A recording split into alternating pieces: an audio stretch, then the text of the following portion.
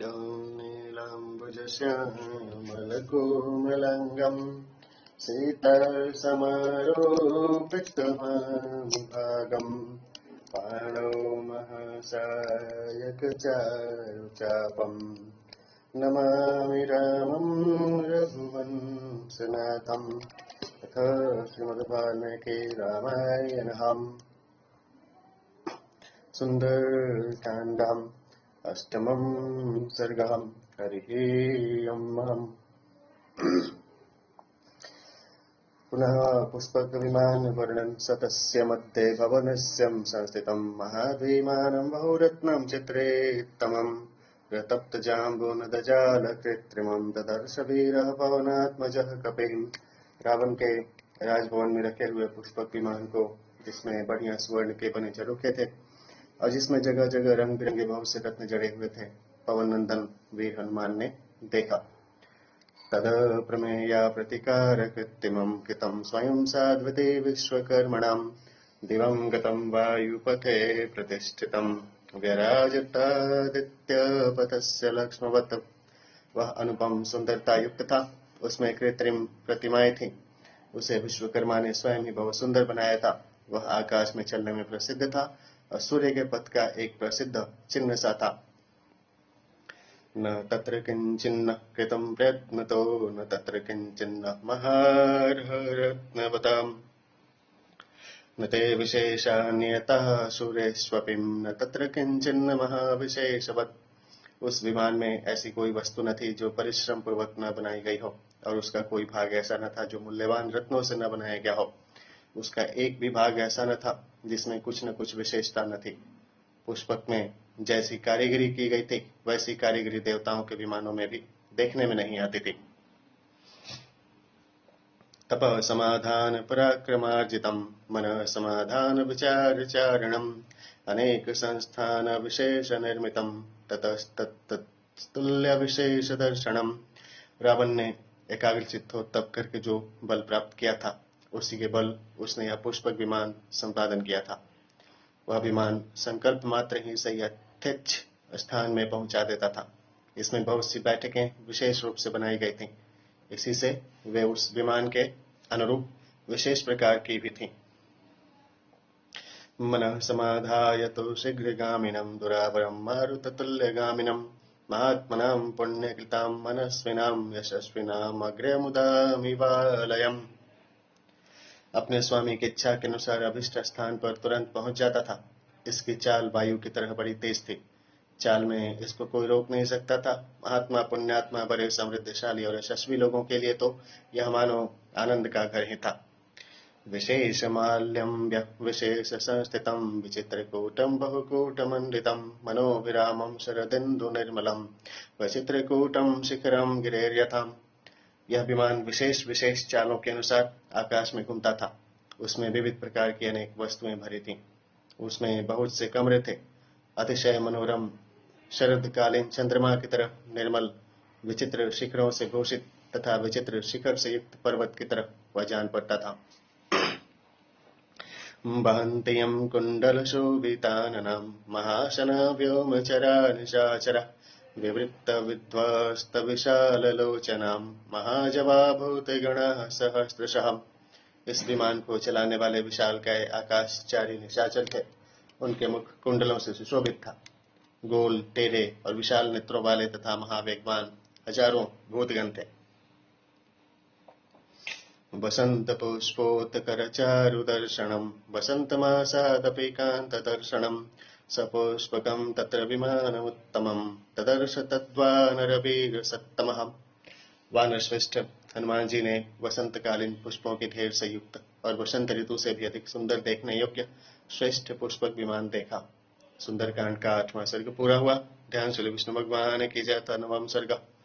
पुष्पक विमान के ऊपर चढ़ हनुमान जी का अनेक जाति की सोती हुई स्त्रियों के घरों का अवलोकन करना।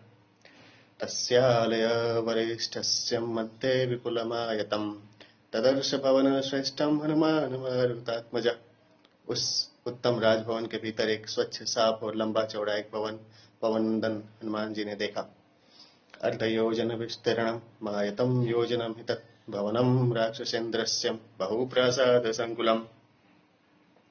रावण के भवन की चौड़ाई आधे योजन की और लंबाई 1 योजन की थी। उसमें बहुत सी अटारियां थी। मार्गमाणस्तु वैदेहीं सीतामायतलोचनां सर्वतः परिचक्राम हनुमान रे सूदना।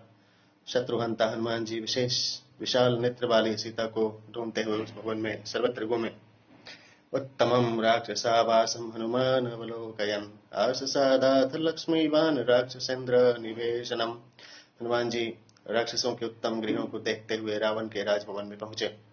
चतुर्विषाणे द्विरद्वय स्त्री विषाणस्तथैव चं परिक्षिप्तं संवादं रक्ष्यमाण मुदायुधे। वह राजभवन 4 और 3 दांतों वाले हाथियों से व्याप्त था। हथियार हाथ में लिए राक्षस सदा इसकी रखवाली किया करते थे।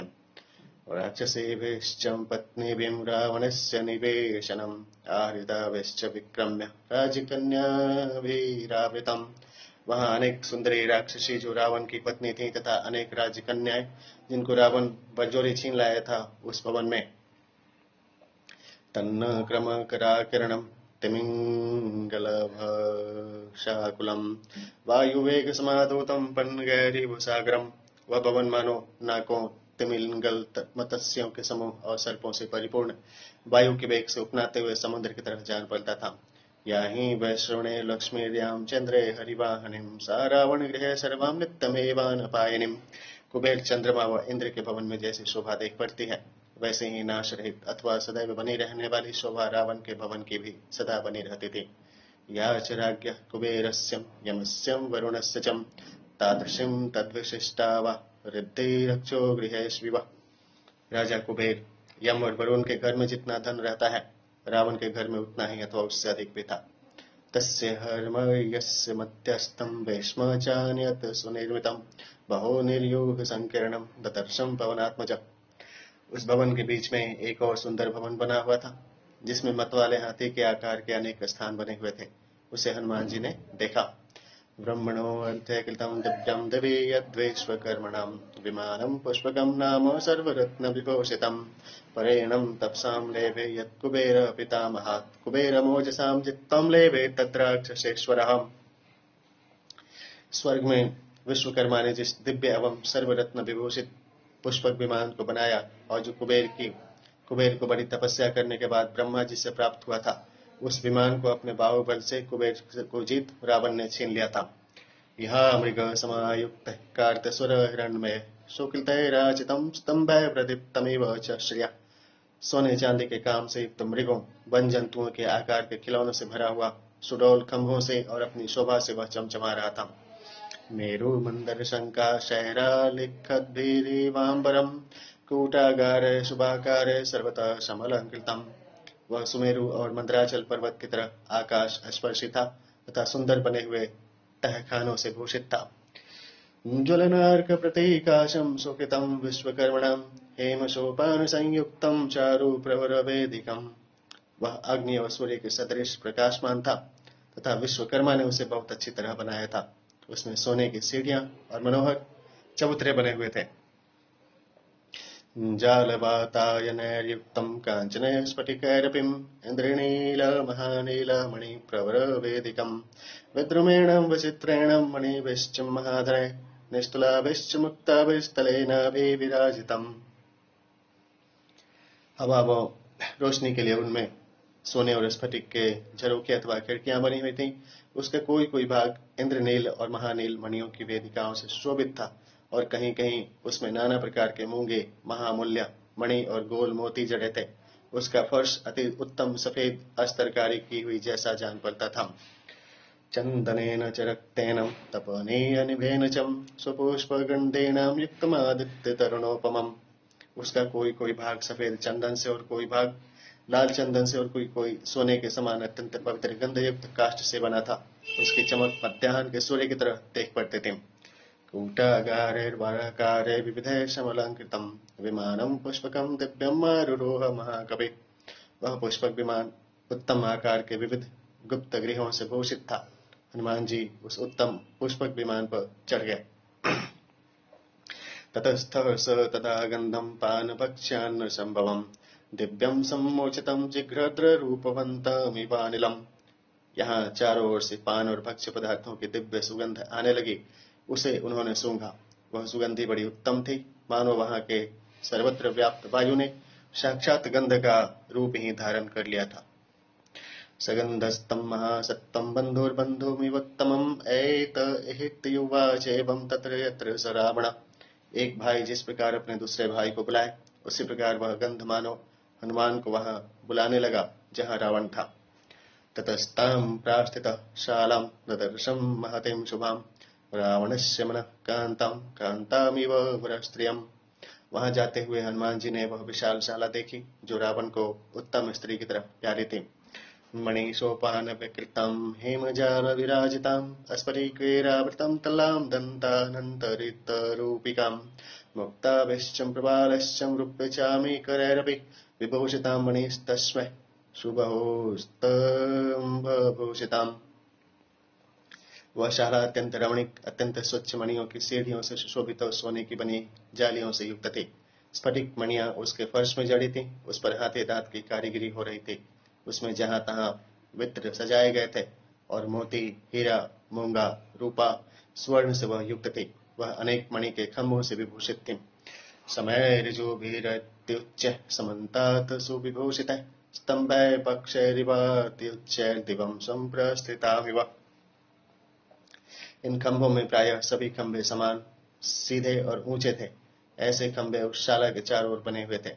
उन पंख जैसे अत्यंत ऊंचे खंभों से मानो वह भवन आकाश को उड़ा सा जाता था। महत्यां कुथ्यास्तीर्णं पृथ्वी लक्षणांक्या पृथ्वीमेव विस्तीर्ण सहस्रगृहमालिनीम्। उसमें भूमि की तरह चौरस चौकोन विचित्र फर्श जिसमें हीरा आदि मणियां जड़ी हुई थी बिछा था।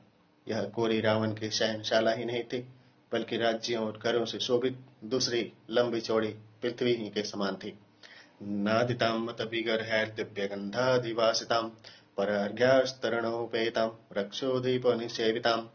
वह मत वाले पक्षियों की कूंज से कूजित और दिव्य सुगंधित द्रव्यों से सुवासित थी। वहां पर मूल्यवान बिछौने पर रावण सो रहा था। धूम्रामग्रोधूपेनं विमलां हंसपाण्डुरां चित्रां पुष्पोपहारेण कलमाशीमिव सुप्रभाम्। वह शयनशाला अगर के धौले वर्ण के धुएं से धौले रंग के हंस की तरह सफेद रंग जैसी जान पड़ती थी। वह पुष्पों और पत्रों की सजावट से सब मनोरथों को पूरा करने वाली वशिष्ठ की शबला गौ की तरह सुंदर प्रभा युक्त। पुनः संघ्राद जननीं वर्णस्यापि प्रसादिनीं तां शोकनाशनीं दिव्यां श्रेय सज्जननीमिव। हृदय को आनंदित करने वाली, शरीर के रंग को सुंदर बनाने वाली, समस्त शोकों को दूर भगाने वाली और दिव्य शोभा को उत्पन्न करने वाली थी। इंद्रियाणीन्द्रियतैश्चं पंच पंचभिरुत्तमः तर्पयामास महतेवं तदा रावण पालिताम्। उस समय हनुमान जी की आंख, कान, नाक आदि पांचों ज्ञानेन्द्रियों को रूप आदि पांचों उत्तम विषयों से माता की तरह रावण की शयनशाला ने तृप्त अघा दिया। स्वर्गो अयं देवलोको अयमिन्द्रस्येयं पुरी भवेत् सिद्धिर्वैयं प्राहेस्यादित्यमन्यत् मारुति। उस समय हनुमान जी ने मन में समझा कि यह शयनशाला नहीं, किंतु यह साक्षात स्वर्ग है, देवलोक है, इंद्र की अमरावती पुरी है, अथवा कोई उत्कृष्ट सिद्धि है। प्रध्यायत इवापश्यन्त प्रदीपास्तत्र काञ्चनान् धुल्तानीव महाद्युतैर्देवनेन पराजितान्। वहां पर सोने के दिवे ऐसे स्थिर जल रहे थे मानो महाप्रपंचकों से जुए में हारे हुए धूर्त लोग बैठे शोक मना रहे हों। दीपानां च प्रकाशेनं तेजसा रावणस्य च अर्चिर्विभूषणानां च प्रदीप्तेत्यभ्यमन्यत। उस समय दीपों के उजियाले से, रावण के तेज से और भूषणों की चमक से वह घर दमक रहा था। ततो अपश्यत् कुथासीनं नानावर्णाम्बरस्रजं सहस्त्रं वारनारीणां नानावेशविभूषितम्। फिर हनुमान जी ने देखा कि रात हो जाने से विविध प्रकार के वस्त्रों और फूल मालाओं से सजी हजारों सुंदरी स्त्रियां तरह तरह के श्रृंगार किए हुए उत्तम बिछौनों पर पड़ी बेहोश सो रही हैं। परिवृत्ते अर्धरात्रे तु पाननिद्रावसंगतं क्रीडित्वोपरतं रात्रौ सुष्वापं बलवत्तदाम्। आधी रात ढल जाने पर वे सब सुंदरियां शराब पीने के कारण नींद के वश हो और विहार से निवृत्त हो सो रही हैं। ततः प्रसुप्तं विरुरुचे निशब्दान्तरभूषणं निशब्द हंस भ्रमरम यथा पद्म वनम महत्। इस प्रकार सबके सो जाने से और बिछुए पायजेब आदि की झंकार का शब्द बंद हो जाने से रावण की वह शयनशाला भ्रमरों के गुंजार और हंसों की ध्वनि से रहित बड़े भारी कमल वन की तरह शोभायमान हो रही थी। तांसां संवृतदन्तानि मीलिताक्षाणि मारुति अपश्यन्त पद्मगंधेनि वदनानि सुयोषितम्। तदंतर हनुमान जी ने परम सुंदरी ललनाओं के मूंदे नेत्र, मूंदी बतीसी और कमल की सुगंधि से युक्त वदन मंडल देखे। प्रबुद्धानीव पद्मानि तासां वत्पां शपाक्षये पुनः संवृत्त पत्राणि रात्रावीव बभौस्तदाम्। उन स्त्रियों के ऐसे मुखमंडल रात व्यतीत होने पर कमल के फूलों की तरह प्रफुल्लित होकर फिर रात होने पर मुकुलित कमल की तरह बड़े सुंदर जान पड़ते थे। अथवा हनुमान जी ने विचारा कि उन स्त्रियों के मुख और कमल समान हैं, क्योंकि जिस प्रकार दिन में कमल खिल जाते हैं वैसे ही ये मुख भी खिल रहे हैं, और रात्रि में जैसे वे कली के रूप में हो जाते हैं वैसे ही ये भी मुंद रहे हैं।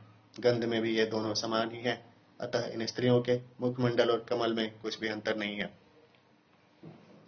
इमानि मुखपद्मानि न्यत्तमत शतपदा आम्बुजानि व फुल्लानि प्रार्थयन्ति पुनः पुनः। फिर मत वाले भंवरे खिले हुए कमल की तरह हो इन समस्त मुख कमलों की सदा अभिलाषा किया करते हैं। इति चामन्यत श्रीमानुषत्पत्यं महाकवि मेनेहि गुणतस्ताणिं समाणिं सलिलोद्भवे। इस प्रकार सोच विचार कर हनुमान जी ने उन सुंदरियों के मुख कमलों का और जलोत्पन्न कमल पुष्प का सादृश्य माना।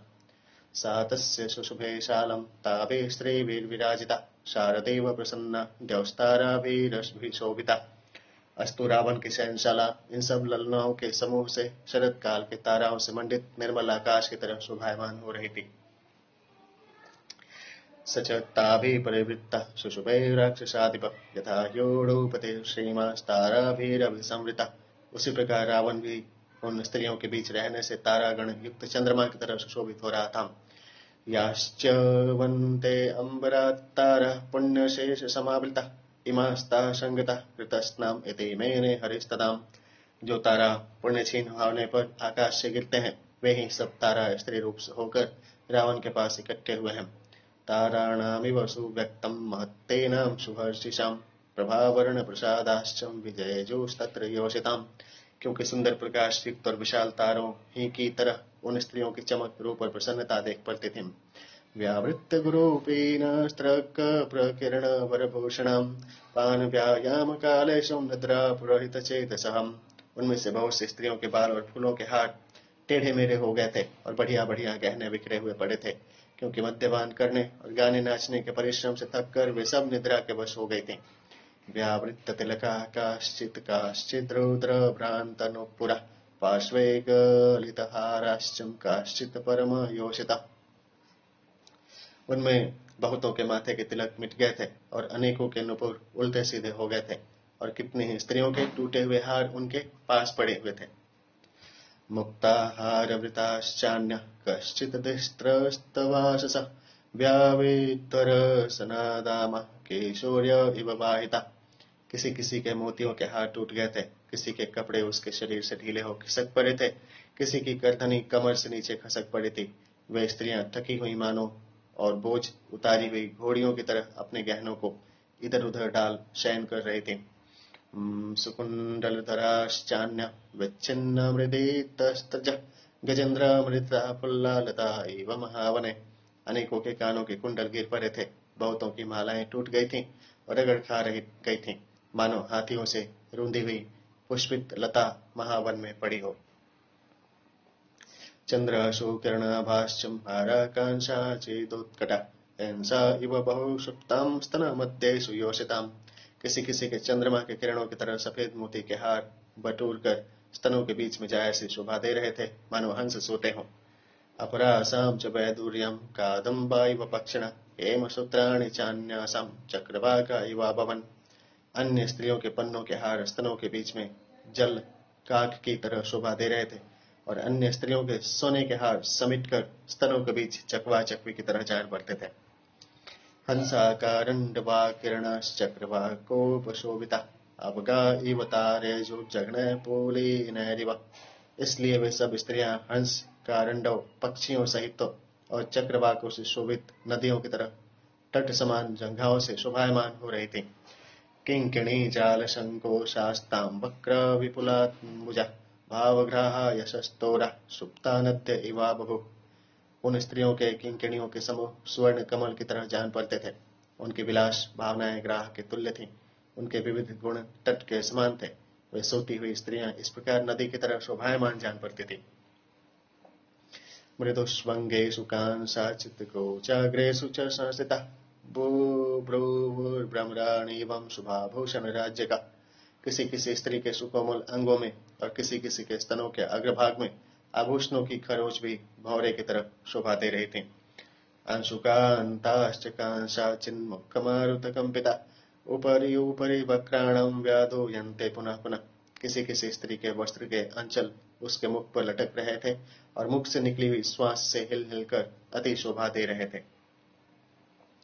ताः पताकाः इवोद्यौता पत्नीनां रुचिरप्रभां नानावर्ण सुवर्णानां वक्रमूले सुरेजिरे। विरंग बिरंगे जलदोरी के वस्त्र जो बहुत चमक रहे थे, जब श्वास के पवन से हिलते थे तब वे पताका की तरफ फहराते हुए शोभायमान जान पड़ते थे। ववल्गुश्चात्रिकांशाचित्कुण्डलानि शुभाचिशं मुखमारुत संसर्गान् मंदम मंदम स्मयोषिताम्। किसी किसी के कानों के कुंडल मुख के पवन से धीरे धीरे हिलने लगते थे। शर्करा सवगन्धैश्च प्रकृत्यां सुरभि सुखम तांसं वदन निःश्वास शशेवे रावणं तदा। उन स्त्रियों की स्वाभाविक सुगंधि युक्त एवं स्पर्श करने से सुखदायी मुख से निकली हुई सांसों का पवन शर्करासो नामक मध्य से और भी अधिक सुगंधित हो रावण को सुख उपजा रहा था। रावणानन शंकाश्चंकाश्चिद्रावणरयोषिता मुखानि स्म सपत्नीनामुपाजिघ्राण पुनः पुनः। रावण की कोई कोई स्त्री अपनी सौत के मुख को रावण के मुख के भ्रम से बार बार सूंघ रही थी। अत्यर्थम सक्तमनसो रावणे तावर स्त्रिय अस्वतंत्र सपत्नीनां प्रियमेवाचरस्तदा। वे स्त्रियां भी जो रावण में अत्यंत आसक्त थीं, मद्य के नशे में अपने सौतों के साथ प्रीति युक्त व्यवहार कर रही थीं। बाहूनुपनिधायान्य परिहार्य विभूषितान् अंशुकानि च रम्याणिं प्रमत्तास्तत्र शिष्यरे। कोई कोई स्त्रियां अपने ककनों से अलंकृत भुजाओं को और सुंदर वस्त्रों को सिर के नीचे तकिए के स्थान पर सो रही थीं।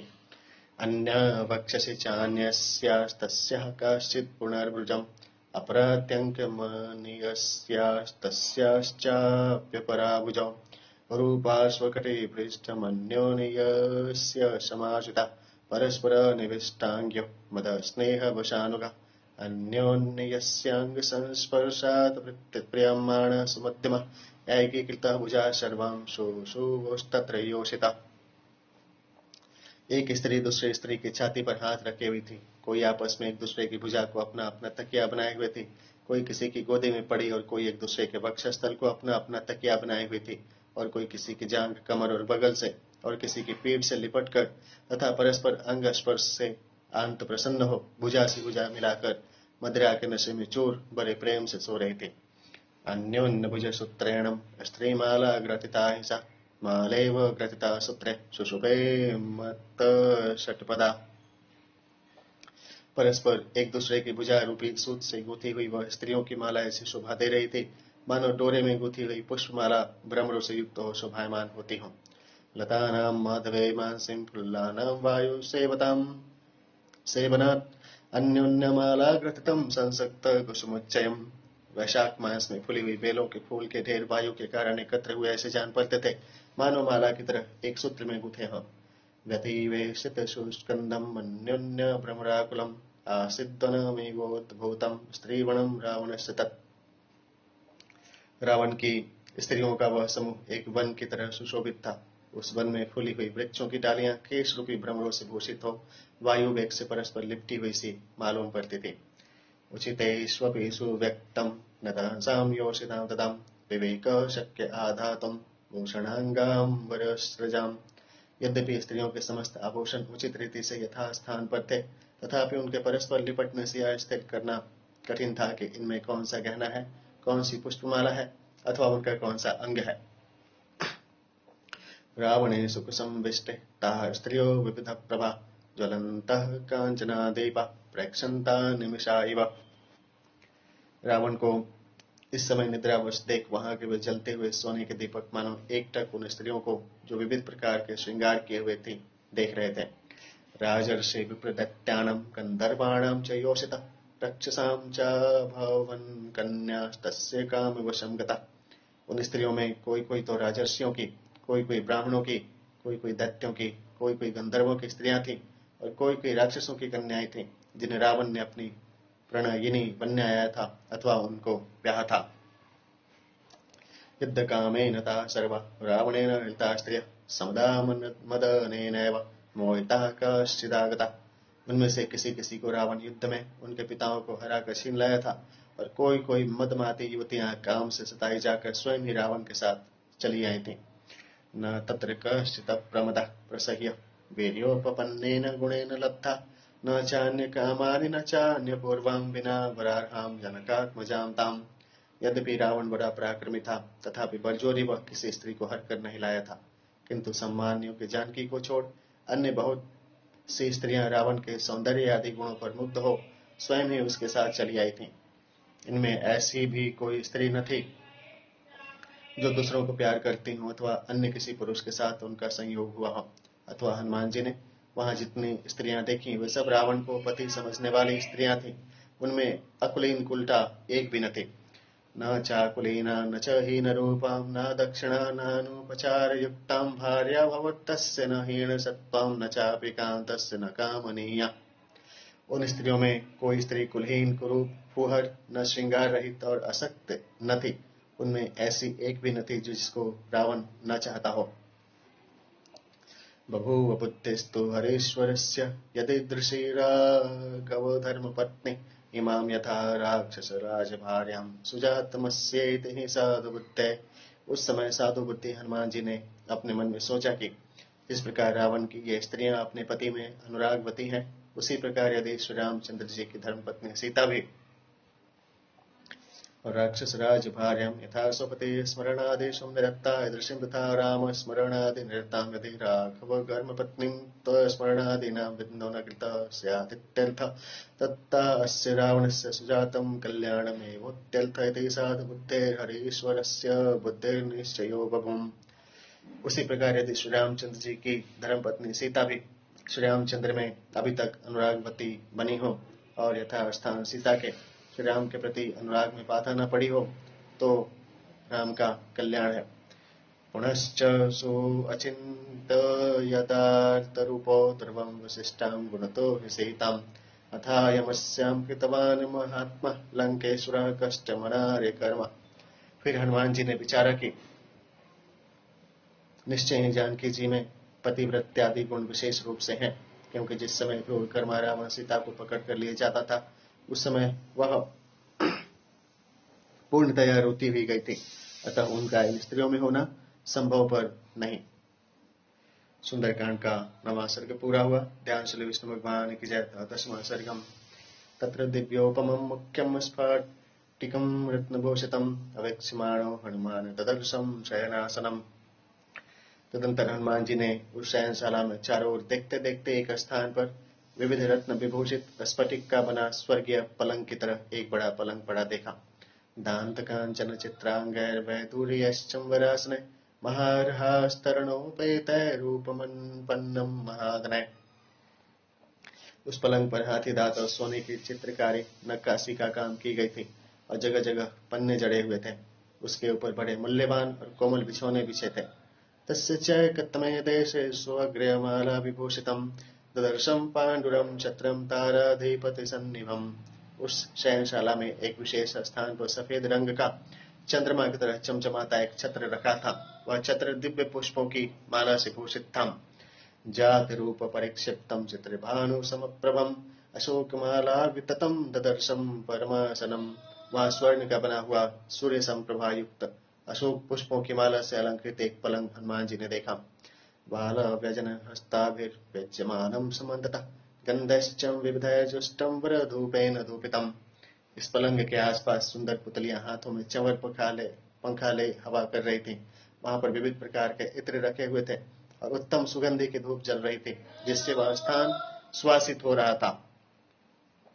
परमास्तरणास्तरणमाविकाजीन संवृतं दामभिर्वरमाल्याणं समन्तादुपशोभितम्। वहां पलंग कोमल पश्मीने से मड़ा था, कोमल विस्तार उस पर बिछे हुए थे, उसके चारों ओर फूलों के हार लटक रहे थे। तस्मिन् जीमौतसंकाशं प्रदीप्तोत्तमकुण्डलं लोहिताक्षं महाबाहुं महारजतवाससम्। उस पलंग पर काले मेघ की तरह काले रंग का, कानों में उत्तम और चमकते हुए कुंडल पहने हुए, लाल लाल नेत्रों वाला, बड़ी भुजाओं वाला, कलाबत्तों के काम के कपड़े धारण किए हुए, लोहितेनानुलिप्तांगम चंदनेन सुगंधिना संध्या रक्तमिवाकाशे तोयदम सतड़िद्रग्नमा। और सब शरीर में लाल चंदन लगाए, दामिनी सहित संध्या कालीन लाल बादल की तरह शोभा धारण किए हुए, वित्तमाभरणय दिव्य स्वरूपम कामरूपिणम सवृक्षवण गुलमाट्यम प्रसुप्तमिव मंदरम। दिव्य दिव्य गहने पहने हुए सुस्वरूप काम रूपी रावण उस पर पड़ा हुआ ऐसा जान पड़ता था, मानो विविध प्रकार की लताओं और झाड़ियों से पूर्ण मंदराचल पर्वत पड़ा सो रहा हो। कित्ते क्रीडेतो भरतं रात्रो वराभरणभूषितं प्रियं राक्षस कन्याणं राक्षसानं सुखावहम्। रावण रात को विहार करते करते थका हुआ मदिरापान किए हुए था, वह राक्षस कन्याओं को प्रिय था और राक्षसों को सुख देने वाला था। पीत्वा पीयूपरितं चापि ददर्शं स महाकविः भास्वरे शयने वीरं प्रसुप्तं राक्षसाधिपम्। मदिरापान एवं स्त्रियों के साथ क्रीड़ा करके तृप्त हो स्वर्ण के चमक चमाते पलक पर शयन किए हुए वीर राक्षस राज को हनुमान जी ने देखा। निःश्वसन्तं यथा नागं रावणं वानरर्षभः आसद्यं परमोद्विग्नः सोऽपासर्पतसुभीतवत् अथारोहणमासाद्यं वेदिकान्तरमाश्रितः सुप्तं राक्षसशार्दूलं प्रेक्षते स्म महाकविः। सोते में रावण नाग की तरह श्वास छोड़ रहा था।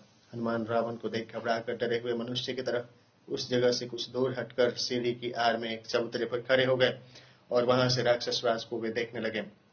शुशुभे राक्षसेन्द्रस्यं स्वपतः शयनोत्तमं गन्धहस्तेने संविष्टे यथा प्रश्रवणं महत्। सोते हुए रावण का पलंग ऐसा शोभायमान हो रहा था जैसे वह पहाड़ी झरना शोभायमान होता है जिसके निकट मदमत्त हाथी सोता हो। कांचनांगदन्नद्यौ च ददर्शं स महात्मनः विक्षिप्तो राक्षसेन्द्रस्य भुजा विघ्नध्वजोपमा। रावण की दोनों भुजाएं जो बाजूबंदों से अलंकृत थीं और जिनको पसार कर वह सो रहा था, इंद्रध्वज की तरह जान पड़ती थीं। ऐरावत विषाणाग्रह रापीडन कृतवण वृक्षोल्लिखित पीनांसो विष्णु चक्र परीक्षित। उसकी दोनों भुजाओं पर ऐरावत के दांत के आघात के चिन्ह हो गए थे, कंधों पर वज्र लगने के निशान थे, सुदर्शन चक्र के लगने के भी उसकी दोनों भुजाओं पर निशान बने हुए थे। पीनो सम सुजातांसो संगतो बल संयत सुलक्षण नखांगष्टौ स्वंगीलितलक्षितौ। दोनों लंबी भुजाएं मोटी और शरीर के अनुरूप एवं बलयुक्त थीं। उसकी अंगुलियां और अंगूठे के सुलक्षण युक्त नख थे और अंगुलियां सुंदर सुंदर अंगूठियों से भूषित थीं। संगतौ परिघाकारो वृत्तो करीकरोपम विक्षिप्तो शयने शुभ्रे पंचशीर्षा विभोरग। रावण की भुजाएं मोटी, परिघे के आकार वाली, हाथी की सूंड की तरह उतार चढ़ाव की और पलंग पर फैली हुई ऐसी जान पड़ती थी मानो 5 सिर वाले सर्प हों। सक्षतजकल्पेनं शोषितेन सुगन्धिनां चन्दनेन प्राकर्य स्वनोलिप्तो स्वलंकृतो। खरहा के रक्त की तरह लाल सुगंधित शीतल एवं उत्तम चंदन तथा अन्य सुगंधित पदार्थों से लिप्त वे दोनों भुजाएं सुंदर आभूषणों से अलंकृत थे। उत्तम स्त्री विमृतितो गंधोत्तम निषेवित यक्षपन्न गंधर्व देवदानव रावण। सुंदरी स्त्रियों के आलिंगन से मर्दित अत्यंत सुगंधित द्रव्यों से सेवित यक्ष नाग गंधर्व देव और दानवों को रुला देने वाली। ददर्श स कपिस्थस्य बाहुशयन संस्थितो मंदरस्यांतरे सुप्तो महाहिरोषिताविवम्। और बिछौने पर फैली हुई दोनों भुजाओं को हनुमान जी ने देखा। उस समय वे दोनों भुजाएं ऐसी जान पड़ती थीं मानो मंदराचल पर्वत की तलेटी में 2 क्रुद्ध सर्प सो रहे हों। ताभ्यां स परिपूर्णाभ्यां भुजाभ्यां राक्षसेश्वर शुशुभे चल संकाश श्रृंगाभ्यामि वरमंदरा। उन दोनों भुजाओं से युक्त रावण 2 शिखरों से शोभित मंदराचल की तरह शोभायमान हो रहा था। चित्तपुन्नागसुरभिर्वकुलोत्तम संयुता मृष्टान्नरस संयुक्ता पानगंध पुरासर। तस्य राक्षस सिंहस्य चकामः महामुखात् शयनाश्च विनिश्वासः पूरयन्निव तद्गृहम्। उस राक्षस राज रावण के महामुख से निकली हुई सांसें, जो ग्राम, नाग, केसर और मौलसीरी के पुष्पों की सुगंधि से सुवासित थीं तथा जिनमें षड से युक्त अन्न तथा शराब की गंध मिश्रित थी, उससे संपूर्ण शयनशाला को सुवासित करती थी।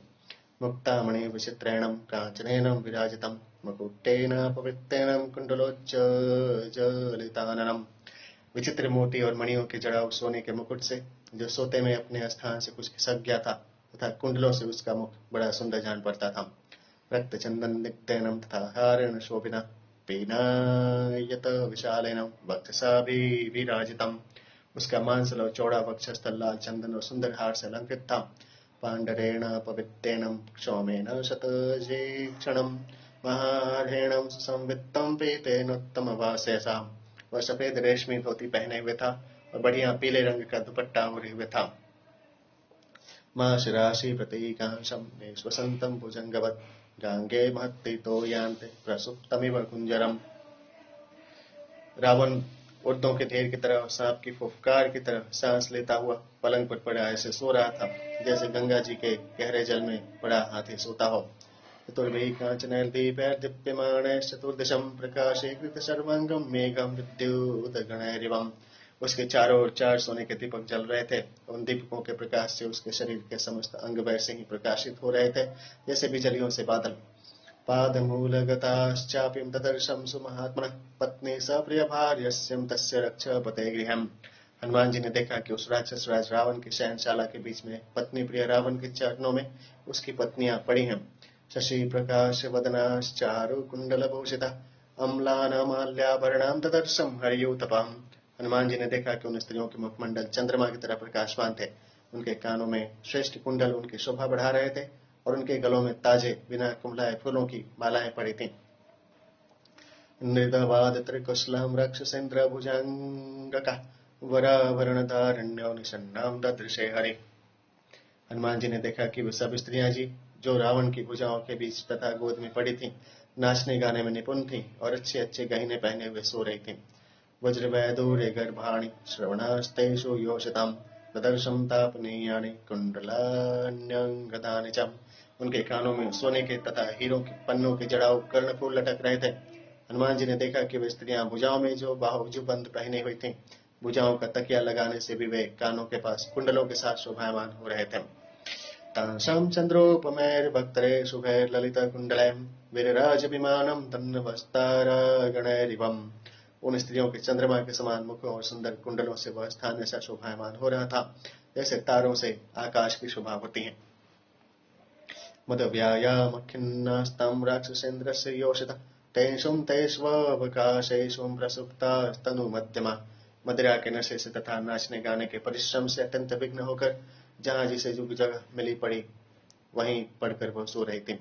अंगहारस्तथैवान्यं कोमलैर्नितशालिनीं विन्यस्त शुभ सर्वांगीं प्रसुप्तां वरवर्णनीं। कोई कोई मनोहर कोमलांगी कामिनी निद्रावस्था में अपने कोमल हाथों को हिला डुला रही थी, जिसको देखने से जान पड़ता था मानो वह हाव भाव दिखाकर नाच रही हो। क्वचित् त्रीणां परिष्वज्यं प्रसुप्तां संप्रकाशते महानदी प्रकीर्णेव नलिनीं प्रोतमाश्रिता। कोई स्त्री वीणा को अपनी छाती से लिपटाकर सो जाने से ऐसी जान पड़ती थी मानो नदी की धार में डूबती हुई कमलिनी सौभाग्यवश किसी नाव से जा लिपटी हो। अन्या कक्षिगतेनैवं मडदूकेन सितेक्षणां प्रसुप्तां भामनीं भातिं बालपुत्रेव वत्सलाम्। कमल के समान नेत्र वाली कोई स्त्री मंडूक नामक वाद्य बाजा विशेष को बगल में दबा वैसे ही सो रही थी जैसे कोई स्त्री बालक को बगल में दबा सोती हो। पटहं चारु सर्वांगे पिट्यसेते सुभस्तनि चिरस्यं रमणं लब्धं परिष्वज्येव भामिनी। कोई सुबस्तनी तबला बजाते बजाते मारे नशे की उसी पर झुकी सो रही थी मानो कोई स्त्री बहुत दिनों बाद अपने पति को पाकर उससे लिपट गई हो।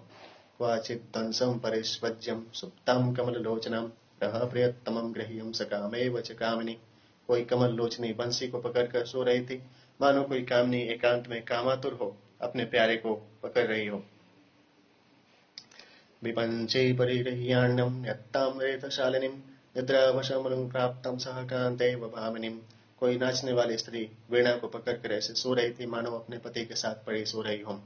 अन्या कनकशङ्काशय मृदोषेर्णैर्मनोरमैः मृदंगम परिपीड्यांगे प्रसुप्तां मतलोचनाम्। कोई मतमाते नैनों वाली अपने स्वर्ण सदृश कोमल मांसल और सुंदर अंगों से मृदंग को दबाए नैन मुंदे सो रही थी। भुज पार्श्वान्तरस्थेनं कक्षगेण कृशोदरे पर्णवेन सह नित्या सुप्तां मदकृतश्रमा। एक कृशोदरी रति के श्रम से थक कर अपनी भुजाओं में ढोलक को दबाए सो रही थी। दण्डिमं परिगृह्य तथैव सक्तदण्डिमां प्रसुप्ता तरुणं वत्समुपगुह्यैव भामिनीं। कोई डमरू प्रिय स्त्री डमरू को छाती से चिपटाए ऐसे पड़ी सो रही थी जैसे बाल वत्सा कामिनी अपने बच्चों को छिपाए पड़ी सोती हो। काचिदाडम्बरं नारीं भुज संयोग पीड़ितं कृत्वा कमलपत्राक्षीं प्रसुप्तां मदमोहिताम्। कोई कमल नैनी मदिरा के नशे में बेहोश हो आडंबर नाम के बाजी को भुजाओं में दबाए पड़ी सो रही थी। कलशीमपविद्यान्यां प्रसुप्तां भाति भामिनीं वसन्ते पुष्पशबलां मालेव परिमार्जिताम्। एक औरत जल के कलशे को ही लिपट कर सो गई थी। कलशे के जल से वह तर हो गई थी। इससे उसकी ऐसी शोभा जान पड़ती थी मानो बसंत काल में फूलों की माला को ताजी कुम्हलाने न पावे रखने के लिए उस पर जल छिड़का गया हो। पाणिभ्यां चकुतः क्वचित् सुवर्ण कलशोपमा उपगुह्याबला सुप्तां नद्राबला पराजिता। कोई अबला अपने दोनों हाथों से सोने के कलशे की तरह अपने दोनों कूचों को ढककर नींद के मारे पड़ी सो रही थी। अन्या कमलपत्राक्षीं पूर्णेन्दु सदृशाननाम् अन्या मालिंग्य शुश्रोणीं प्रसुप्तां मदविह्वलाम्। एक पूर्ण चंद्राननी कमल नयनी दूसरी एक सुंदर नितंब वाली स्त्री को चिपटाए हुए नशे में पड़ी सो रही थी। अत्युत्थानि विचित्राणि परिस्वाज्य परास्त्रियः निपीड्य च कुचे सुप्तां कामिन्या कामुकानिवम्। इसी प्रकार अन्य स्त्रियां भी अनेक प्रकार के बाजों को अपने स्तनों से दबाए सो रही थी मानो कामी पुरुषों से वे अपने कोचों को मंथन कराती हुई पड़ी हुई थी। तासामेकांत विनयस्ते शयनां शयने शुभम तदर्शम रूप संपन्नाम पराम स कपि स्त्रियम। अंत में हनुमान जी ने देखा कि अलग एक सुंदर सेज पर अपूर्व रूप यौवन शालिनी एक स्त्री पड़ी सो रही थी। मुक्तामणि समायुक्तैर्भूषणे सुविभूषितां विभूषयन्तीमिव तव स्वाश्रयां भवनोत्तमम्। मणियों और मोतियों की जड़ाओं विविध प्रकार के भूषणों को पहने हुए वह स्त्री अपने सौंदर्य से मानो उस उत्तम भवन को अलंकृत कर रही थी। गौरी कनकवर्णांगी मिष्टामन्तपुरेश्वरीं कपिर्मन्दोदरीं तत्र शयनां चारुरूपिणीं सतां दृष्ट्वा महाबाहुर्भूषितां मारुतात्मजं तर्क्यामास सीतेतिं रूपयौवनसम्पदां हर्षेण महतां युक्तो ननन्दं हरियुतपः। उसके शरीर का रंग गौर था और स्वर्ण की तरह उसके शरीर की कांति थी। वह सारे रनवास के स्त्रियों की स्वामिनी रावण की प्यारी और परम रूपवती मंदोदरी थी। महाबाहु पवन नंदन हनुमान जी ने उस सर्वाभरण भूषित मंदोदरी की सुंदरता और जवानी को देख उसे सीता समझा और इससे उनका आनंद उत्तरोत्तर बढ़ता गया। आस्फोटयामास चुचुम्बपोच्छं नन्दचिक्रीड जगो जगाम स्तंभा नहो नरो हन्निपपात भूमो निदर्शयन् स्वं प्रकृतिं कपीनां। वानरी प्रकृति को दिखलाते हुए हनुमान जी मारे हर्ष के पूंछ को झटकारने और चूमने लगे। ये खंबे पर बार बार चढ़ने और वहां से नीचे भूमि पर कूदने लगे। सुंदरकांड का 10वां सर्ग पूरा हुआ। ध्यान श्री विष्णु भगवान की जय। अथ एकादश सर्गम अवधूय चितां बुद्धिं बभूवावस्थितस्तदां जगामं चापरां चिंतां सीतां प्रति महाकपिं। हनुमान जी ने जो पहले निश्चय किया था कुछ ही देर बाद वह बदल गया। वे स्थिर होकर बैठ गए और सीता जी के बारे में फिर सोचने लगे। न रामेण विप्ता सा स्वस्तुर्मर्हति भामिनीं न भोक्तुं न पिलंकृतुं न पाणमुपसेवितुं। वे मन ही मन कहने लगे कि सीता पतिव्रता होकर श्री राम के वियोग में न तो सो ही सकती है, न खा सकती है, न अपना श्रृंगार कर सकती है, न मदिरा ही पी सकती है। नान्यं नरमुपस्थातुं सुराणामपि चेश्वरं न हि रामसमः क्वचित् विद्यते त्रिदशेष्वपि। अन्य पुरुष का तो पूछना ही क्या, वह देवताओं के राजा इंद्र को अपना पति नहीं समझ सकती, क्योंकि श्री रामचंद्र जी के समान देवताओं में भी कोई नहीं है। अन्येयमितिं निश्चित्यं पाणभूमौ चचारस क्रीडितेन परः क्रान्तः गीतेन च तथा परः नृत्येन चाप्राक्लान्तः पानविप्रहतास्तथां मुरभेषु मूढण्डेषु चेलिकासु च संस्थिता। अतः यह कोई और ही स्त्री है। इस प्रकार अपने मन में ठहरा कपिश्रेष्ठ हनुमान जी सीता जी के दर्शन की अभिलाषा किए हुए पुनः रावण की पानशाला में विचरने लगे। वहां उन्होंने देखा कि कोई स्त्री खेल से, कोई गाने से, और कोई नाचते नाचते थक कर, और कोई नशे में चूर होकर मूरज मृदंग का सहारा ले चोली कसे सो रही है। तथा स्तरणमुख्येषु संविष्टाश्चापराः स्त्रियः अंगनानं सहस्रेणं भूषितेन विभूषणम्। कोई सुंदर बिस्तरे पर यथा नियम पड़ी सो रही थी। वहां पर हजारों स्त्रियां भूषणों से सजी सजाई पड़ी सो रही थीं। रूप संलाप शीरेणं युक्त गीतार्थ भाषणं देश कालाभियुक्तेन युक्त वाक्याभिधायिना रताभिरत सुसंसुप्तं ददर्शं हरियुतप तांसं मध्ये महाबाहो सुशुभे राक्षसेश्वर। हनुमान जी ने देखा कि उनमें से कोई स्त्री तो अपने रूप का बखान करने में, कोई गान का अर्थ समझा समझाकर, कोई देश कालानुसार वार्तालाप करते करते, कोई उचित वचन बोलते बोलते, और कोई रति क्रीड़ा में रत हो सोई हुई थी। उनके बीच में पड़ा सोता हुआ महाबाहु रावण ऐसा शोभायमान हो रहा था। गोष्ठे महत्ति मुख्याणां गवां मध्ये यथा वृषः स राक्षसेन्द्र शुशुभेताभिः परिवृत्त स्वयं। जैसे किसी बड़ी गोठ में गौओं के बीच सांड शोभायमान होता है, स्वयं राक्षसेन्द्र रावण उन स्त्रियों के बीच उसी प्रकार शोभायमान हो रहा था। करेणुभिर्यथारण्ये परिकीर्णो महाधिपः सर्वकामरूपे तां च पावन भूमि महात्मनम्। जिस प्रकार किसी वन में हथिनियों के बीच महागज शोभित होता है, रावण की पानशाला में किसी चीज की कमी न थी। ददर्श कपिशार्दूलस्तस्य रक्षपते गृहे मृगाणां महिषाणां च वराहाणां च भागशम्। कपिश्रेष्ठ हनुमान जी ने रावण की उन पानशाला में हिरणों का, भैंसों का और सूकर का मांस अलग अलग रखा हुआ देखा। तत्र न्यस्तानि मांसानि पान्भूमो ददर्श रत्नेषु च विशालेषु भाजनेष्वल्धभक्षितान्। तदर्शं कपिशार्दूलो मरुन्ना कुक्कुटासताम्बराः वार्धानसकान्दादि सौवर्त्सलायुतान्। शल्यान् मृगमयूराश्च हनुमानो वक्षतम् प्रक्रान विविधान सिद्ध्याश्चरोणान् अर्धभक्षितान्। हनुमान जी ने उस पानशाला में सोने के पात्रों में रखे हुए अध खाए हुए मुर्गों और मोरों के मांस देखे। सूकर, जंगली बकरा जिसके लंबे कान होते हैं, सेही, हिरण, मोर सबके मांस वहां दही और नमक से लपटे हुए हनुमान जी ने देखे। विविध प्रकार से बनाए हुए तीतर और चकोर पक्षी के मांस अध खाए हुए वहां देख पड़े। महिषानेक शल्याश्चम चांगाश्चम कृतनिष्ठितान् लेह्यानुच्चावचान पेयान भोजनायानि विविधायचम। भैंसों, एक शल्य मत्स्यों, मछली जिसके एक कांटा होता, और बकरों के भली भांति पकाए हुए मांस वहां रखे थे। इनके अतिरिक्त अन्य विविध प्रकार के चाटने खाने पीने के पदार्थ भी वहां रखे थे। तथा लवणोत्तम शैर विवेदम राग षाण्वय हारनूपुरकेयूरे पवित्रैर्महाधनैः। इनमें बहुत से तो चरपरे, खट्टे और नमकीन पदार्थों से मिश्रित थे।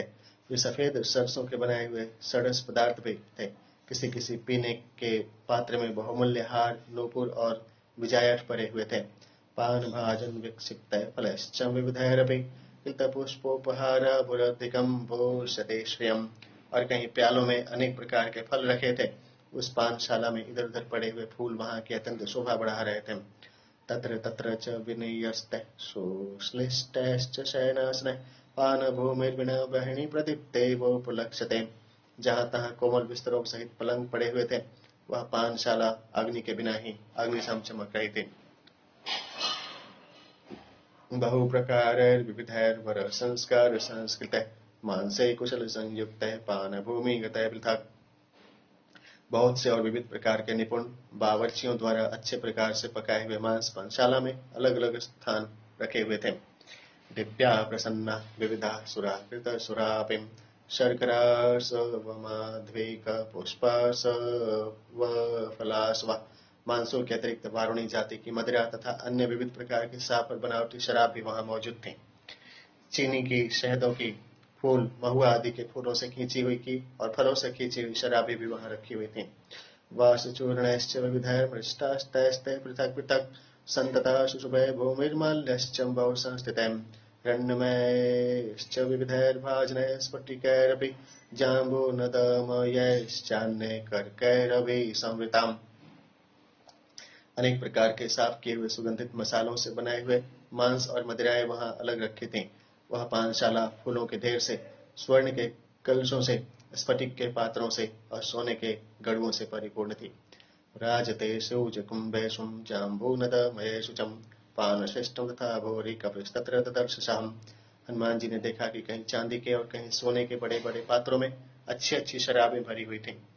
सोऽपश्य चातकुम्भानि शीधोर्मणिमयानि च राजतानि च पूर्णानि भाजनानि महाकपि। हनुमान जी ने और भी देखा कि स्वर्ण मणि और चांदी के पात्रों में मदिरा भरी हुई है।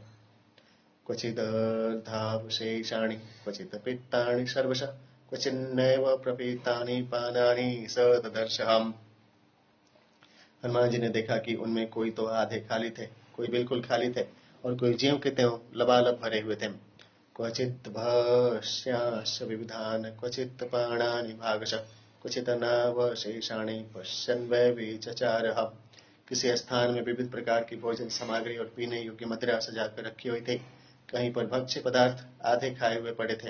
इन सब वस्तुओं को देखते भालते हनुमान जी वहां विचर रहे थे। क्वचित् प्रभिन्न करकैः क्वचिदालोलितैर्वटैः क्वचित् संप्रयुक्तमाल्यानि मूलानि च फलानि च। कहीं पर टूटे गड़वे और कहीं पर खाली घड़े लुटक रहे थे। कहीं पर फूलों की मालाओं, मूलों और फलों का गड़मगड़ हो रहा था।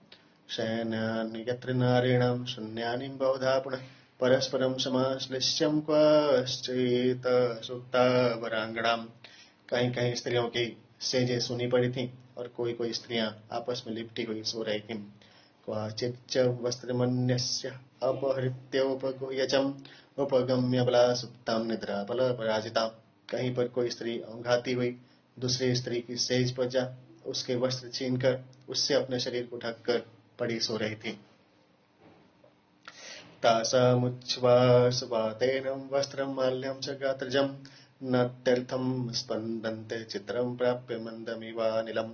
उनके निश्वास वायु से शरीर के वस्त्र और मालाएं धीरे धीरे हिल रही थीं, मानो वे मंद पवन के चलने से हिल रही हों। चंदनस्य च शीतस्यं शीर्धोर्मधुरस्य च विविधस्य च माल्यस्यं धूपस्यं वैविधस्य च बहुधा मारुतस्तत्रं गन्धं विविधमुद्वहन् रसानां चन्दनानां च धूपानां चैव मुचितम्। प्रभवौ सुरभिर्गन्धौ विमाने पुष्पके तदां श्यामा पदातास्तत्रान्यः क्वचित् कृष्णावराङ्गना क्वचित् काञ्चनवर्णाङ्ग्यः प्रमत्तां राक्षसालयं तासां निद्रावशत्वाचं मदनेन चमुचितम्। शीतल चंदन, मदिरा, मधुर रस, विविध प्रकार की मालाएं और विविध प्रकार के धूपों का गंध लिए हुए पवन बह रहा था। अनेक प्रकार के चंदनों के इत्रों की और सुगंधित पदार्थों की बनी धूप की सुगंधी उड़ाता हुआ पवन उस समय पुष्पक विमान में व्याप्त भरा हुआ हो रहा था। हनुमान जी ने रावण के रनवास में अनेक स्त्रियां देखी, जिनमें कोई सांवली, कोई काली और कोई स्वर्ण बन की थी। वे सब रति से थक कर सो रही थी। पद्मीनां प्रसुप्तानां रूपमासीद्यथैव हि एवं सर्वं शेषेणं रावणान्तःपुरं कपि। उस रात में उनका सौंदर्य मुरझाई हुई कमलिनी की तरह हो रहा था। इस प्रकार रावण के रनवास में हनुमान जी ने सब कुछ देखा। ददर्श सुमहातेजां न ददर्श च जानकीं निरीक्षमाणश्च तदातः स्त्रियं स महाकपे। हनुमान जी ने सब तो देखा, किंतु जानकी जी उनको न देख पड़ी। हनुमान जी उन सब स्त्रियों को देखने से जगाम महत्यं चिंतं धर्म साध्व संकितः परदारावरोधस्य प्रसुप्तस्य निरीक्षणम्। बहुत चिंतित हुए, क्योंकि पर स्त्रियों को सोते में देखने से उनको अपने धर्म के नष्ट होने की शंका उत्पन्न हो गई। इदं खलु ममात्यर्थं धर्मलोपं करिष्यति नहि मे परदाराणां दृष्टिर्विषयवर्तिनीं। वे मन ही मन कहने लगे कि मेरा यह कर्म सोती हुई पराई स्त्रियों का देखना अवश्य मेरे धर्म को नष्ट कर देगा। आज तक मैंने बुरी दृष्टियों से स्त्रियों को कभी नहीं देखा। अयं चाद्यं मया दृष्ट परदार परिग्रहं तस्य प्रादुर्भुवं चिंतां पुनरन्यं मनस्विना। किंतु आज मैंने पर स्त्रीगामी रावण को देखा है। इस प्रकार चिंता करते करते हनुमान जी के मन में एक दूसरी बात आई। निशितैकान्तचित्तस्यं कार्यनिश्चयदर्शनीं कामं दृष्ट्वा मया सर्वां विश्वस्तां रावणस्त्रियः।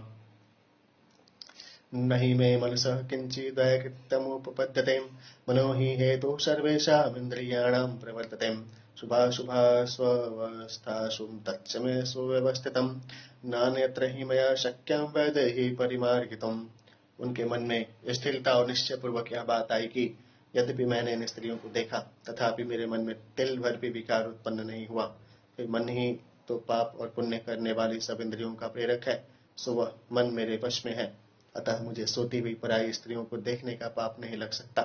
फिर अन्यत्र मैं सीता को ढूंढ भी तो कहाँ सकता था। स्त्रियो हि स्त्रीषु दृश्यन्ते सर्वथा परिमार्गणे यस्य सत्त्वस्य या योनिस्तस्यां तत् परिमार्गयते। स्त्रियां तो स्त्रियों ही में ढूंढी जाती हैं। जिस प्राणी की जो जाति होती है वह प्राणी उसी जाति में खोजा जाता है। न शक्यां प्रमदा नष्टां मृगेषु परिमार्गितुं तदिदं मार्गितं तावत् शुद्धेन मनसा मया। खोई हुई स्त्रियां हिरणियों के समूह में नहीं खोजी जाती, अतः मैंने शुद्ध मन से जानकी को खोजते हुए रावणांतर पूर्वं पूरं सर्वं दृश्यते न च जानकीं देवगन्धर्वकन्याश्च नागकन्याश्च वीर्यवान् अवेक्ष्यमाणो हनुमान्नैव पश्यत् जानकीं ताम पश्यन् कपिस्तत्रं पश्यश्चान्या वरस्त्रियः। रावण के समस्त अंतःपुर को ढूंढा पर जानकी जी न देख पड़ी। वीर्यवान हनुमान जी ने वहां देव गंधर्व और नागों की कन्याओं को तो देखा, किंतु उनको जानकी न देख पड़ी।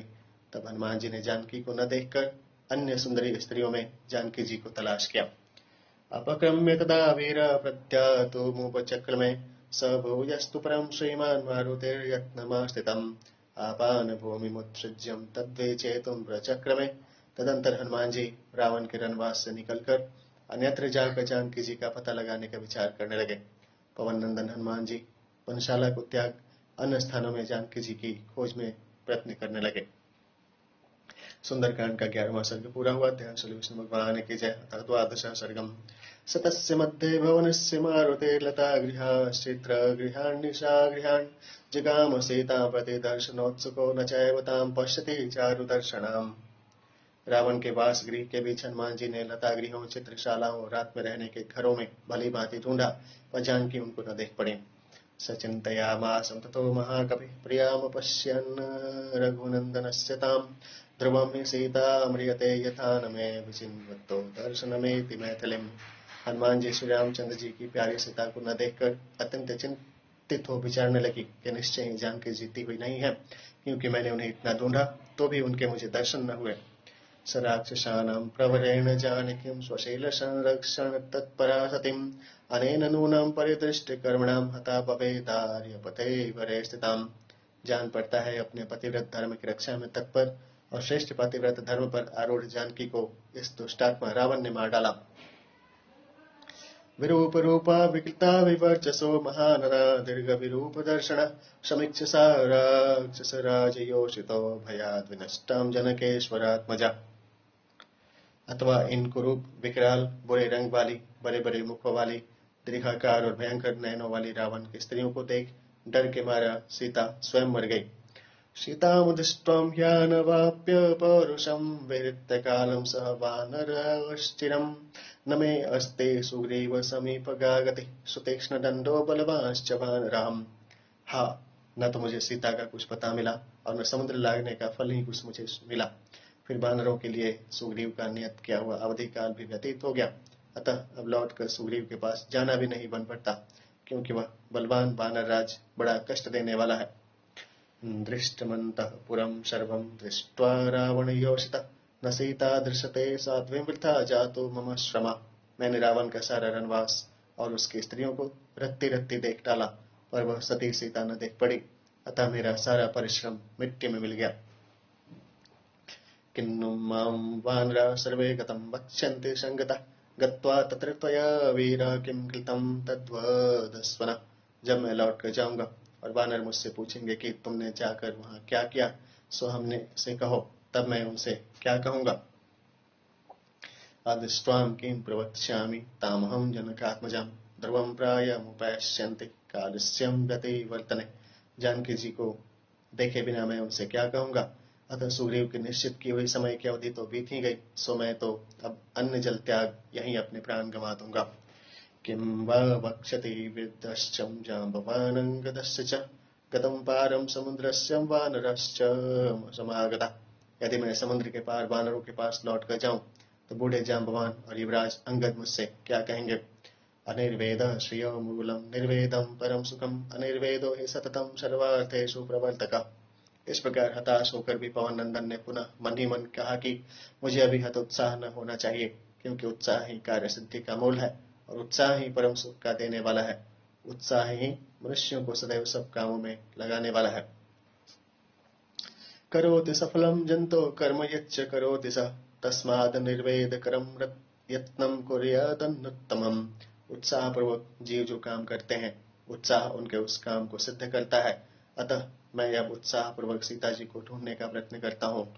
भूयस्तावद्वीचेष्यामि देशान् रावण पालितान् आपानशालां विजितास्तथा पुष्पगृहाणि च चित्रशालाश्च विचित्ताः भूयः क्रीडागृहाणि च निष्कूटान्तरथयाश्च विमानानि च सर्वशः। यद्यपि पानशाला, पुष्पगृह, चित्रशाला, क्रीडागृह, गृहोद्यान, भीतरी गलियां और अटारियों को एक बार रत्ती रत्ती ढूंढ चुका, तथापि मैं अब इन समस्त रावण रक्षित स्थानों को दोबारा ढूंढूंगा।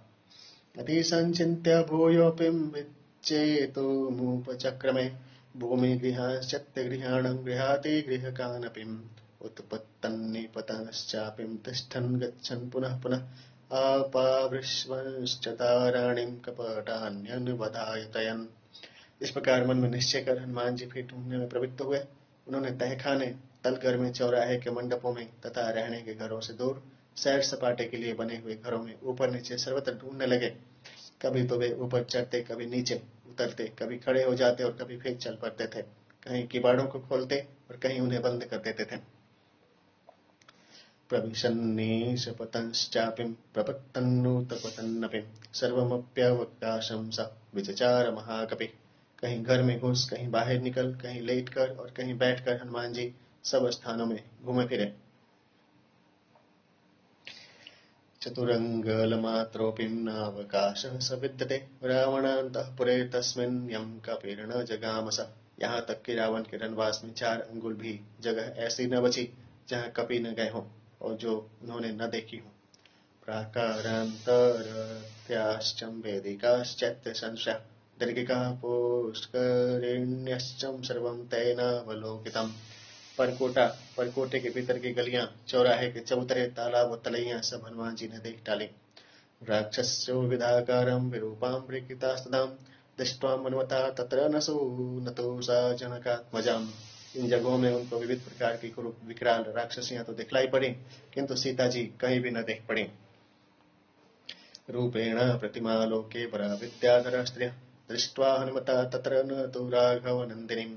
संसार में अनुपम सौंदर्यवती और श्रेष्ठ विद्याधरों की स्त्रियां तो हनुमान जी ने देखी, किंतु सीता जी नहीं। नाग कन्या वरारोहा पूर्णचंद्र निभानना दृष्ट्वा हनुमता तत्र न तो सीतां सुमध्यमा।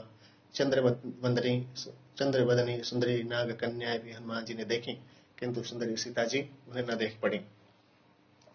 प्रमथ्य राक्षसेन्द्रेण नाग कन्या बलादरिता दृष्ट्वा मन्वता तत्र न सा जनक नंदिनीम्।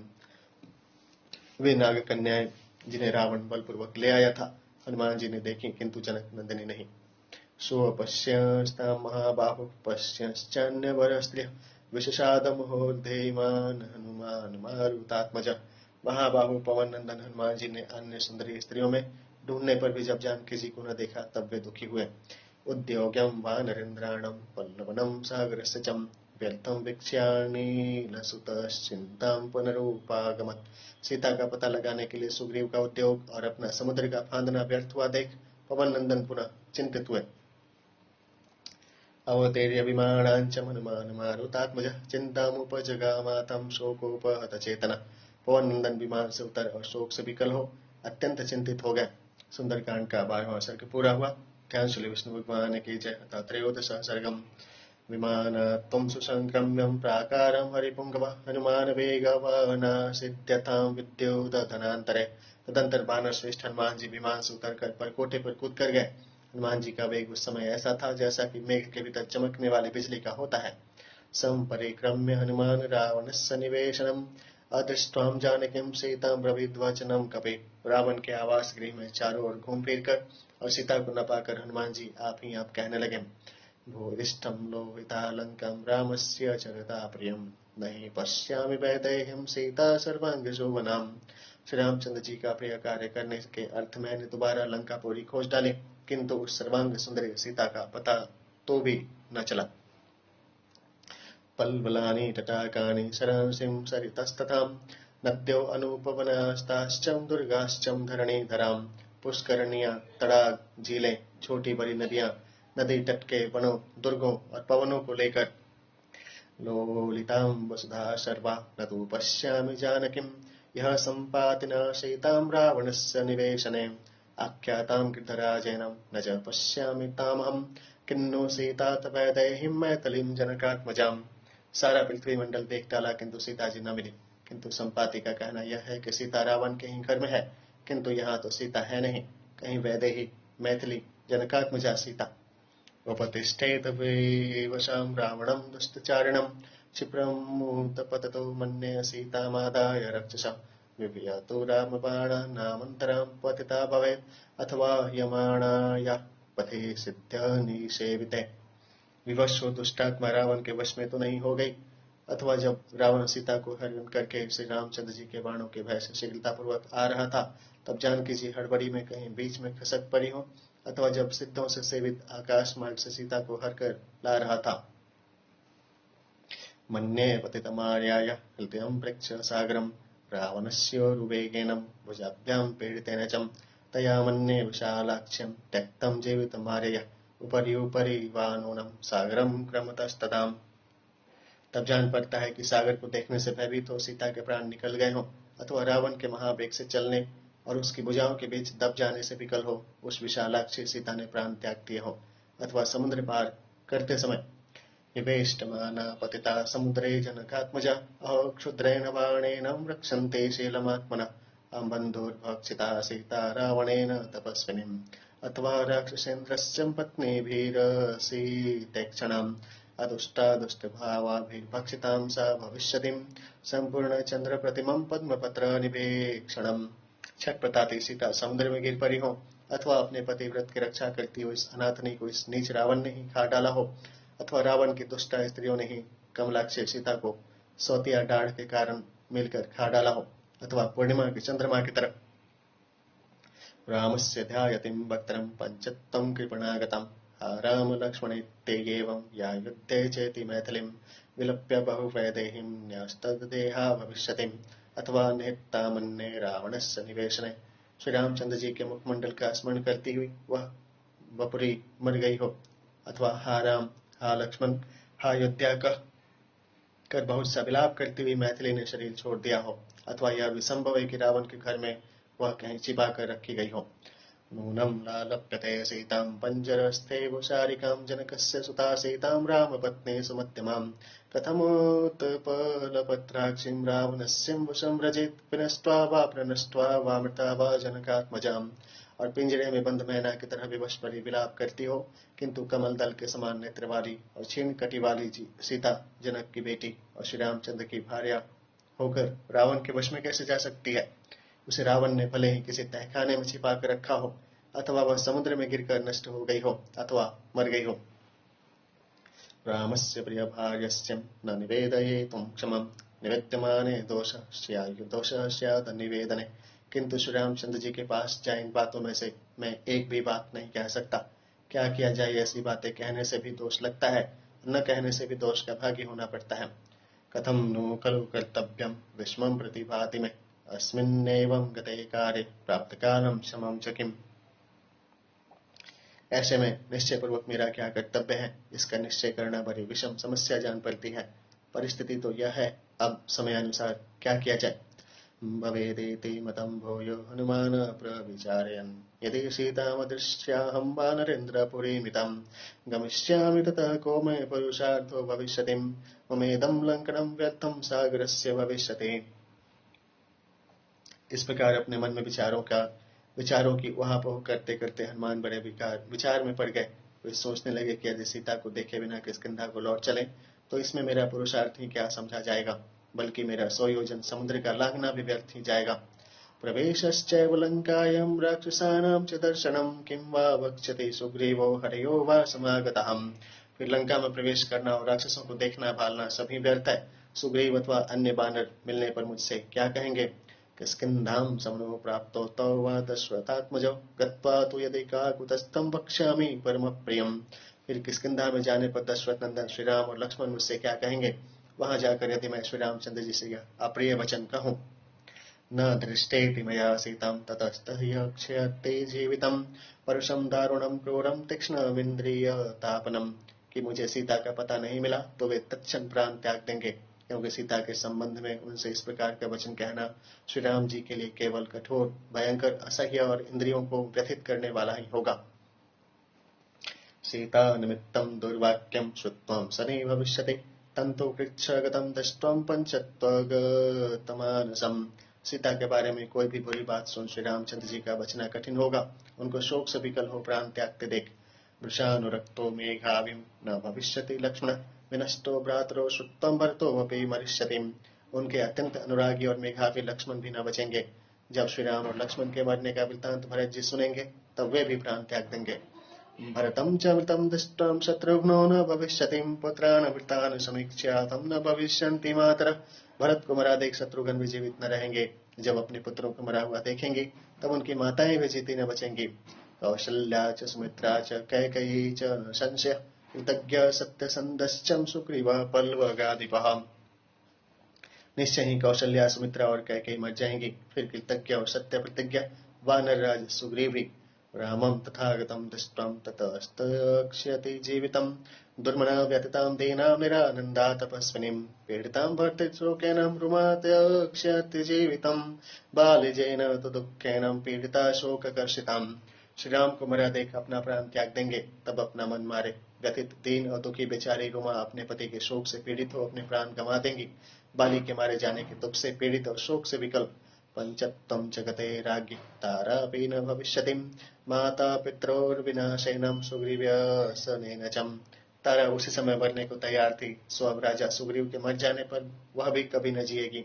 माता पिता और सुग्रीव के मर जाने पर कुमारो अप्यंगदः कस्मात् द्वारयिष्यन्ति जीवितं भर्तृजेन तु दुःखेन ह्या विभूता वनौकसा।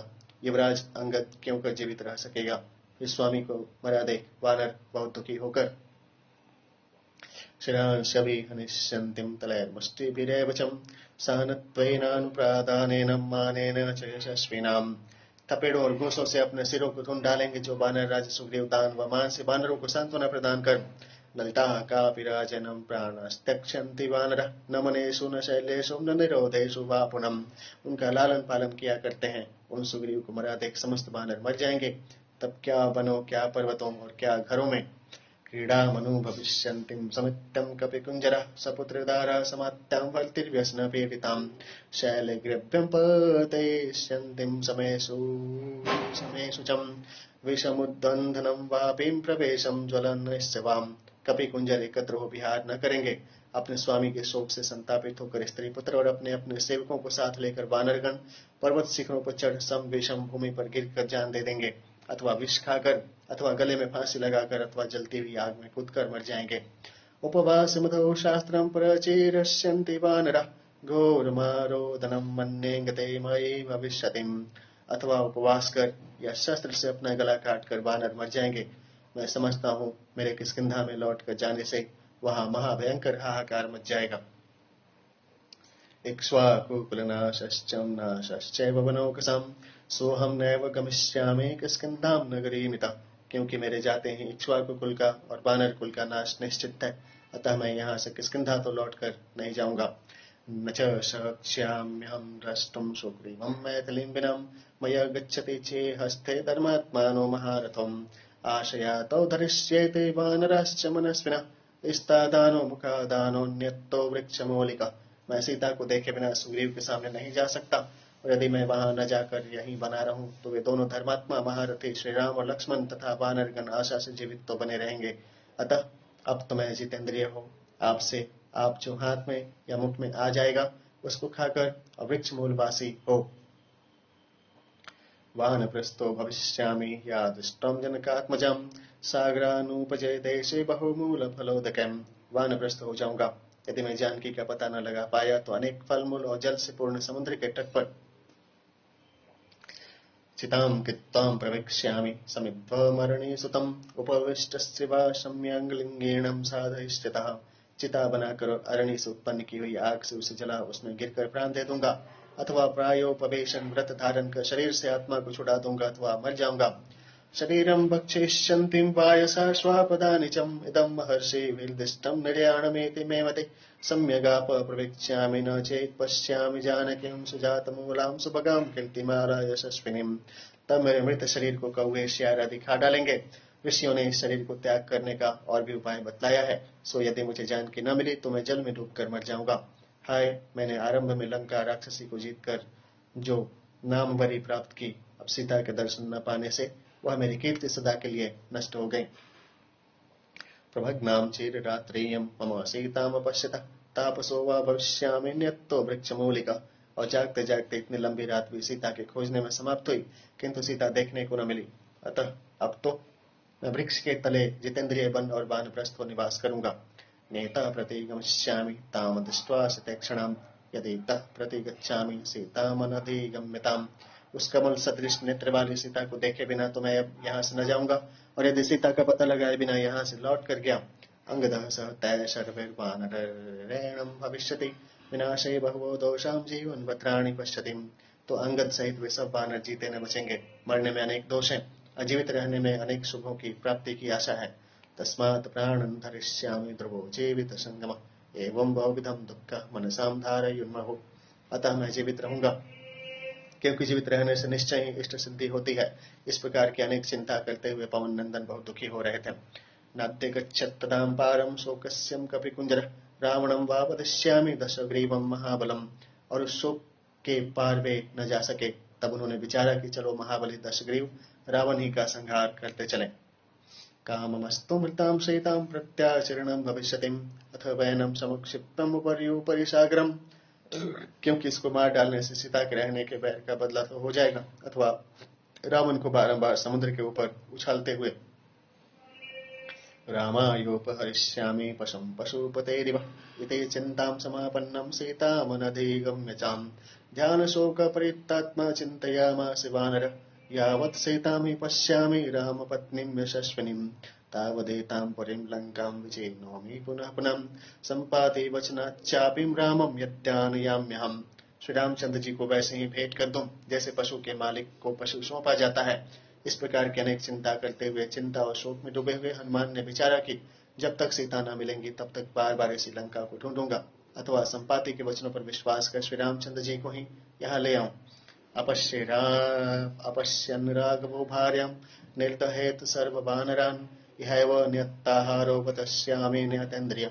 और यहाँ आने पर सीता जी को श्री रामचंद्र जी ने न पाया तो क्रुद्ध हो वे सब वानरों को भस्म कर डालेंगे। अतः यही ठीक है कि मैं नियत्ताहारी हो यहीं रहूं। न मत्कृते विनश्चेयुः सर्वे ते नरवानरः अशोक वानिका चय्यं दृश्यते या महाद्रुमः। मैं नहीं चाहता कि मेरे पीछे ये सब नर और वानर नष्ट हो। अरे, ये जो अशोक वाटिका में बड़े बड़े वृक्ष देख पड़ते हैं, इमाम अभिगमिष्यामि न हेयं वचितामयं वसून रुद्रास्तथादित्यान् अश्विनो मरुतोऽपिचम्। नमस्कृत्वां गमिष्यामि रक्षसां शोकवर्धन जित्वा तु राक्षसान् सर्वान् इक्ष्वाकुकुलनन्दिनीं संप्रदास्यामि रामायं यथा सिद्धिं तपस्विनीम्। इसको तो मैंने ढूंढा ही नहीं, अतः अब मैं इसमें जाऊंगा। 8 वसुओं, 11 रुद्रों, 12 आदित्यों, दोनों अश्विन कुमारों तथा 49 पवनों को नमस्कार कर राक्षसों का शोक बढ़ाने के लिए वहां जाऊंगा। फिर सब राक्षसों को जीत और जनक नंदिनी को ले जाकर मैं श्री रामचंद्र जी को वैसे ही दूंगा जैसे तपस्वियों को सिद्धि दी जाती है। स मुहूर्तमिव ध्यात्तं चिन्तावग्रथितेन्द्रियः उदते स्ठन् महातेजं हनुमान मारुतात्मज। चिंता से विकल हो महातेजस्वी पवन नंदन हनुमान जी एक मुहूर्त तक कुछ सोच विचार कर उठ खड़े हुए। नमो वस्तु रामायं च लक्ष्मणायं दिव्ये च तस्य जनकात्मजायै। नमोस्तु रुद्रेन्द्रयमुनिभ्यो नमोस्तु चंद्रार्कमरुद्गणेभ्यम्। और मन ही मन बोले, मैं श्री रामचंद्र और लक्ष्मण को नमस्कार करता हूँ, उन देवी जनक नंदिनी को भी मैं नमस्कार करता हूँ। मैं रुद्र, इंद्र, यम, वायु, चंद्र, अग्नि और मरुदगण को भी नमस्कार करता हूँ। सतेभ्यस्तु नमस्कृतं सुग्रीवाय च मारुति दिशः सर्वा समालोक्यं हयो शोकवनिनां प्रतिम। उन सबको और सुग्रीव को नमस्कार कर पवन कुमार ने दसों दिशाओं को अच्छी तरह देखकर अशोक वन की ओर प्रस्थान किया। सगत्वा मनसा पूर्वं शोकवनिकां शुभां उत्तरं चिन्तयामासं वानरो मारुतात्मजः। उस मनोहर अशोक वाटिका में हनुमान जी मन द्वारा तो पहले ही पहुंच गए थे। तदंतर पवन नंदन हनुमान जी आगे के कर्तव्य के विषय में विचारने लगे। ध्रुवं तु रक्षो बहुला भविष्यन्ति वनाकुला अशोक वनिका चिंत्यां सर्वा संस्कार संस्कृताम्। उन्होंने विचारा कि अशोक वाटिका निश्चय ही बहुत साफ सुथरी और सजी हुई होंगी और उसकी रखवाली के लिए भी बहुत से राक्षस नियुक्त होंगे, अतः उसे चलकर अवश्य ढूंढना चाहिए। रक्षिणश्चात्र भेत्तां नूनं रक्षन्ति पादपान् भगवान् अपि सर्वात्मानातिशोभं प्रभाति वै। अवश्य वहां के पेड़ों की रखवाली के लिए रखवाले होंगे। भगवान विश्वात्मा पवन देव भी पेड़ों को झकोलते हुए वहां न बहने पाते होंगे। संक्षिप्तो अयं मायात्मा च रामार्थे रावणस्य च सिद्धिं दशन्तु मे सर्वे दैवा सरसीगणात्विहम्। अतः श्री रामचंद्र जी का कार्य पूरा करने के लिए और रावण के दृष्टि से अपने को बचाने के लिए मैंने अपने शरीर को छोटा कर लिया है। अतः इस समय देवगण और ऋषिगण मेरा अभिष्ट पूरा करें। ब्रह्मा स्वयं भूर्भगवान् देवाश्चैव दिशन्तु मे सिद्धिम् अग्निश्च वायुश्च पुरुतश्च वज्रभितम् वरुणः पाशहस्तश्च सोमादित्यो तथैव चम् अश्विनो च महात्मानो मरुतः सर्व एव चम् सिद्धिं सर्वाणि भूतानि भूतानां चैव यः प्रभो दास्यन्ति मम चे ये चान्ये या दृष्ट्वा पथि गोचरा। भगवान स्वयं ब्रह्मा, देवतागण, तपस्वीगण, अग्नि, वायु, वज्रधारी इंद्र, पाश हस्त वरुण, चंद्रमा, सूर्य, महात्मा अश्विन कुमार, 49 मरुत और रुद्र, समस्त प्राणीगण और समस्त प्राणियों के प्रभु श्रीमन नारायण तथा अदृश्य भाव से विचरने वाले अन्य देवगण मेरा काम पूरा करें। तदन्न सम्पाण्डुरतन्तमव्रणं शुचे स्मृतं पद्मपलाशलोचनं द्रक्ष्यैतदार्यावदनं कथान्वहं प्रसन्नताराधिपतुल्यदर्शनम्। न जानूं कब मैं उन सती एवं कमल नयनी सीता का उच्च नासिका भूषित श्वेत दंत शोभित मंद मुस्कान युक्त चेचक के दागों से रहित मुखारविंद का दर्शन पाऊंगा। क्षुद्रेण पापेन नृशंस कर्मणा सुदारुणालंकृत वेशधारणां बलाभिभूतां या बला तपस्विनीं कथं नु मे दृष्टिपथेद्य सा भवेतम्। नीच, ओछे, घातक और भयंकर रूप वाले रावण ने कपट रूप सजाकर बलपूर्वक जिस अबला तपस्विनी सीता को हर लिया है वह देखें कब मुझे देख पड़ती हैं। सुंदरकांड का 13वां सर्ग पूरा हुआ। ध्यान श्री विष्णु भगवान की जय। था चतुर्दश सर्गम। स मुहूर्तमेव त्यक्तं मनसा चाधिगम्यताम् अवप्लुतो महातेजं प्रकारं तस्य वैश्मनाम्। महातेजस्वी हनुमान जी मुहूर्त भर कुछ विचार तथा सीता जी का ध्यान कर रावण के घर के परकोटे से नीचे उतर आए। तुम संगृष्ट सर्वांगम प्रकारस्तो महाकवि पुष्पिताग्रान वसंतादो ददर्शम विविधान प्रमाण। उस परकोटे की भीत पर बैठकर बसंत आदि सब ऋतुओं में सदा फूलने वाले विविध वृक्षों को देख महाकवि हनुमान का शरीर पुलकित हो गया। शालान शोकान भव्याश्चम चंपकाश्चम सुपुष्पितान उद्यालकान नाग वृक्षाच्युतान कपि मुखानपिम। उन वृक्षों में सुंदर शाल और अशोक के पेड़ तथा भांति भांति के आग फले हुए चंपा के पेड़, लसोढ़ा, नाग केसर, कपि के मुख की आकृति वाले आम के फलों के वृक्ष थे। अथाम्रवर्ण संसन्नां लता शत समावृतां जामुक्त इव नाराचम पप्लुवे वृक्षवाटिकाम्। आम्र के वन से आच्छादित और सैकड़ों लताओं से वेष्टित उस अशोक वाटिका में हृदय से छूटे हुए तीर की तरह हनुमान जी उछल कर जा पहुंचे। स प्रविश्य विचित्रां तं विहगैरभिनादितां राजतः कांचनैश्चैवं पादपै सर्वतोवृतां।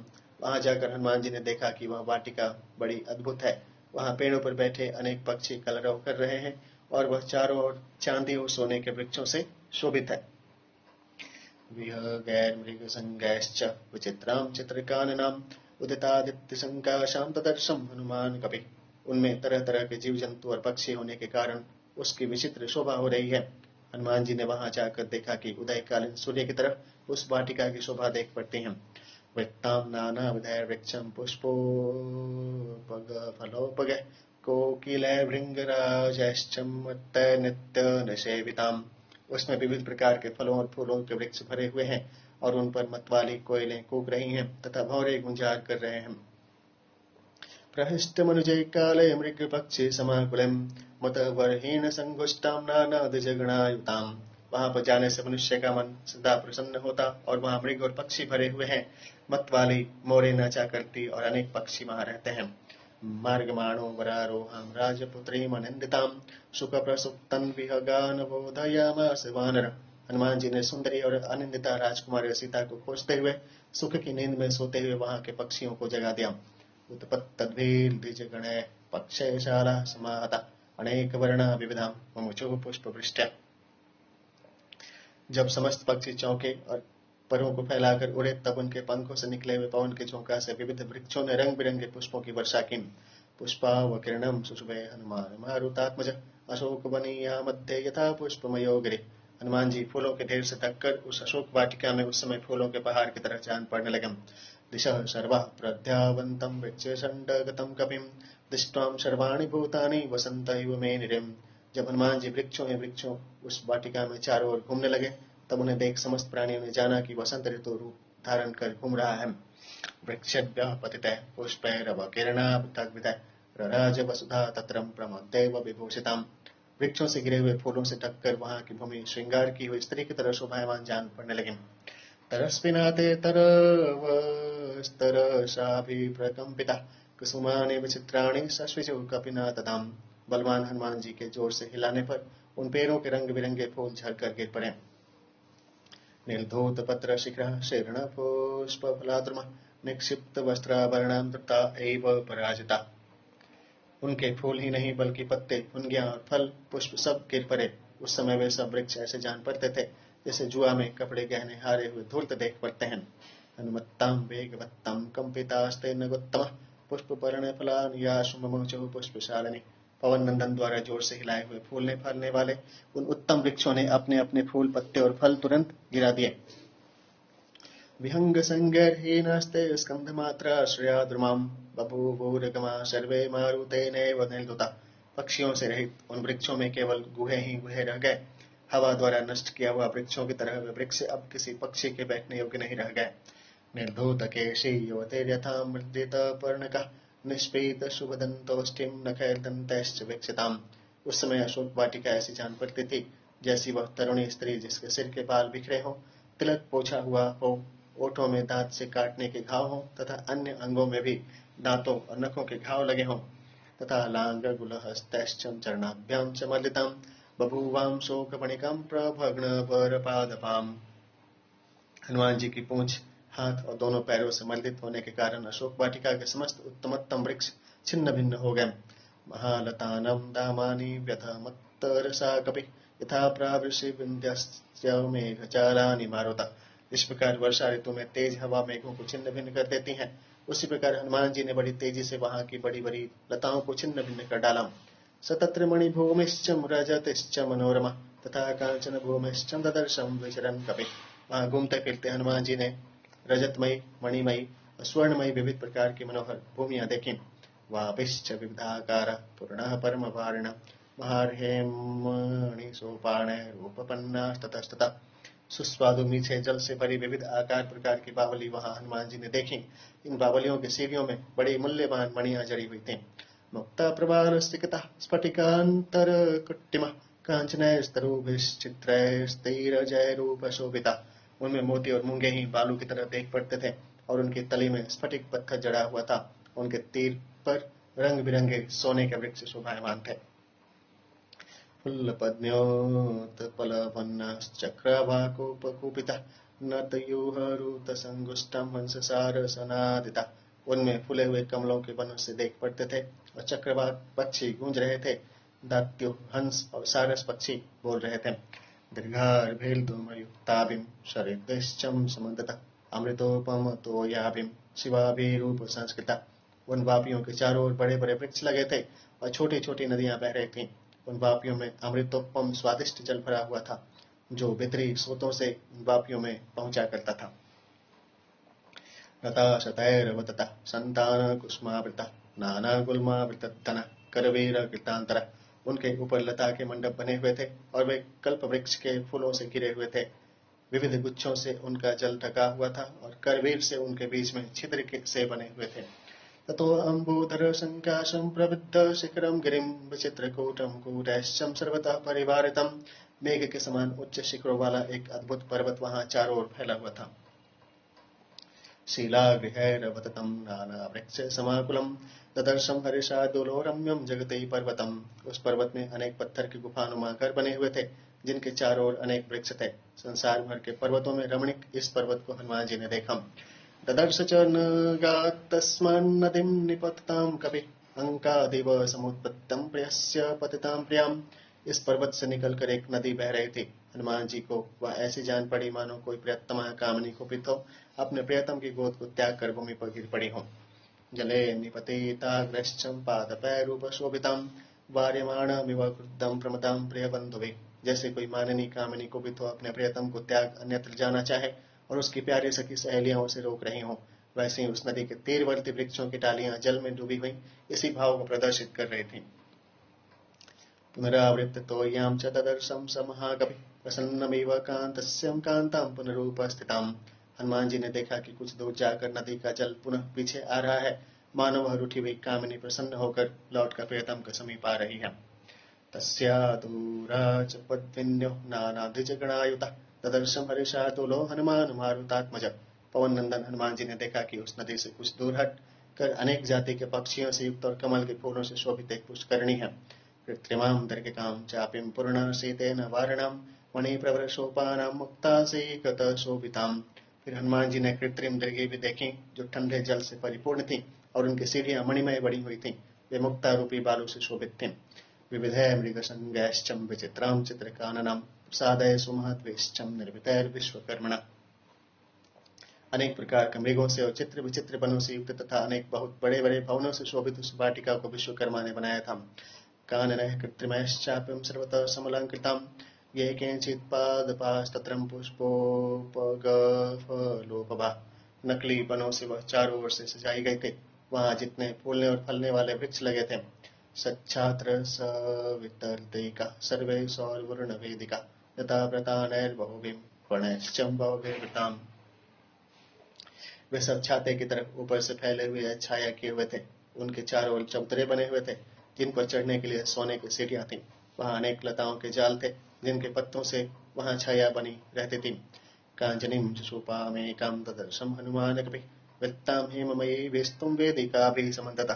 तदंतर हनुमान जी ने सुनहले रंग का एक शिशुपा वृक्ष देखा। उनका थंबला सोने का बना हुआ था।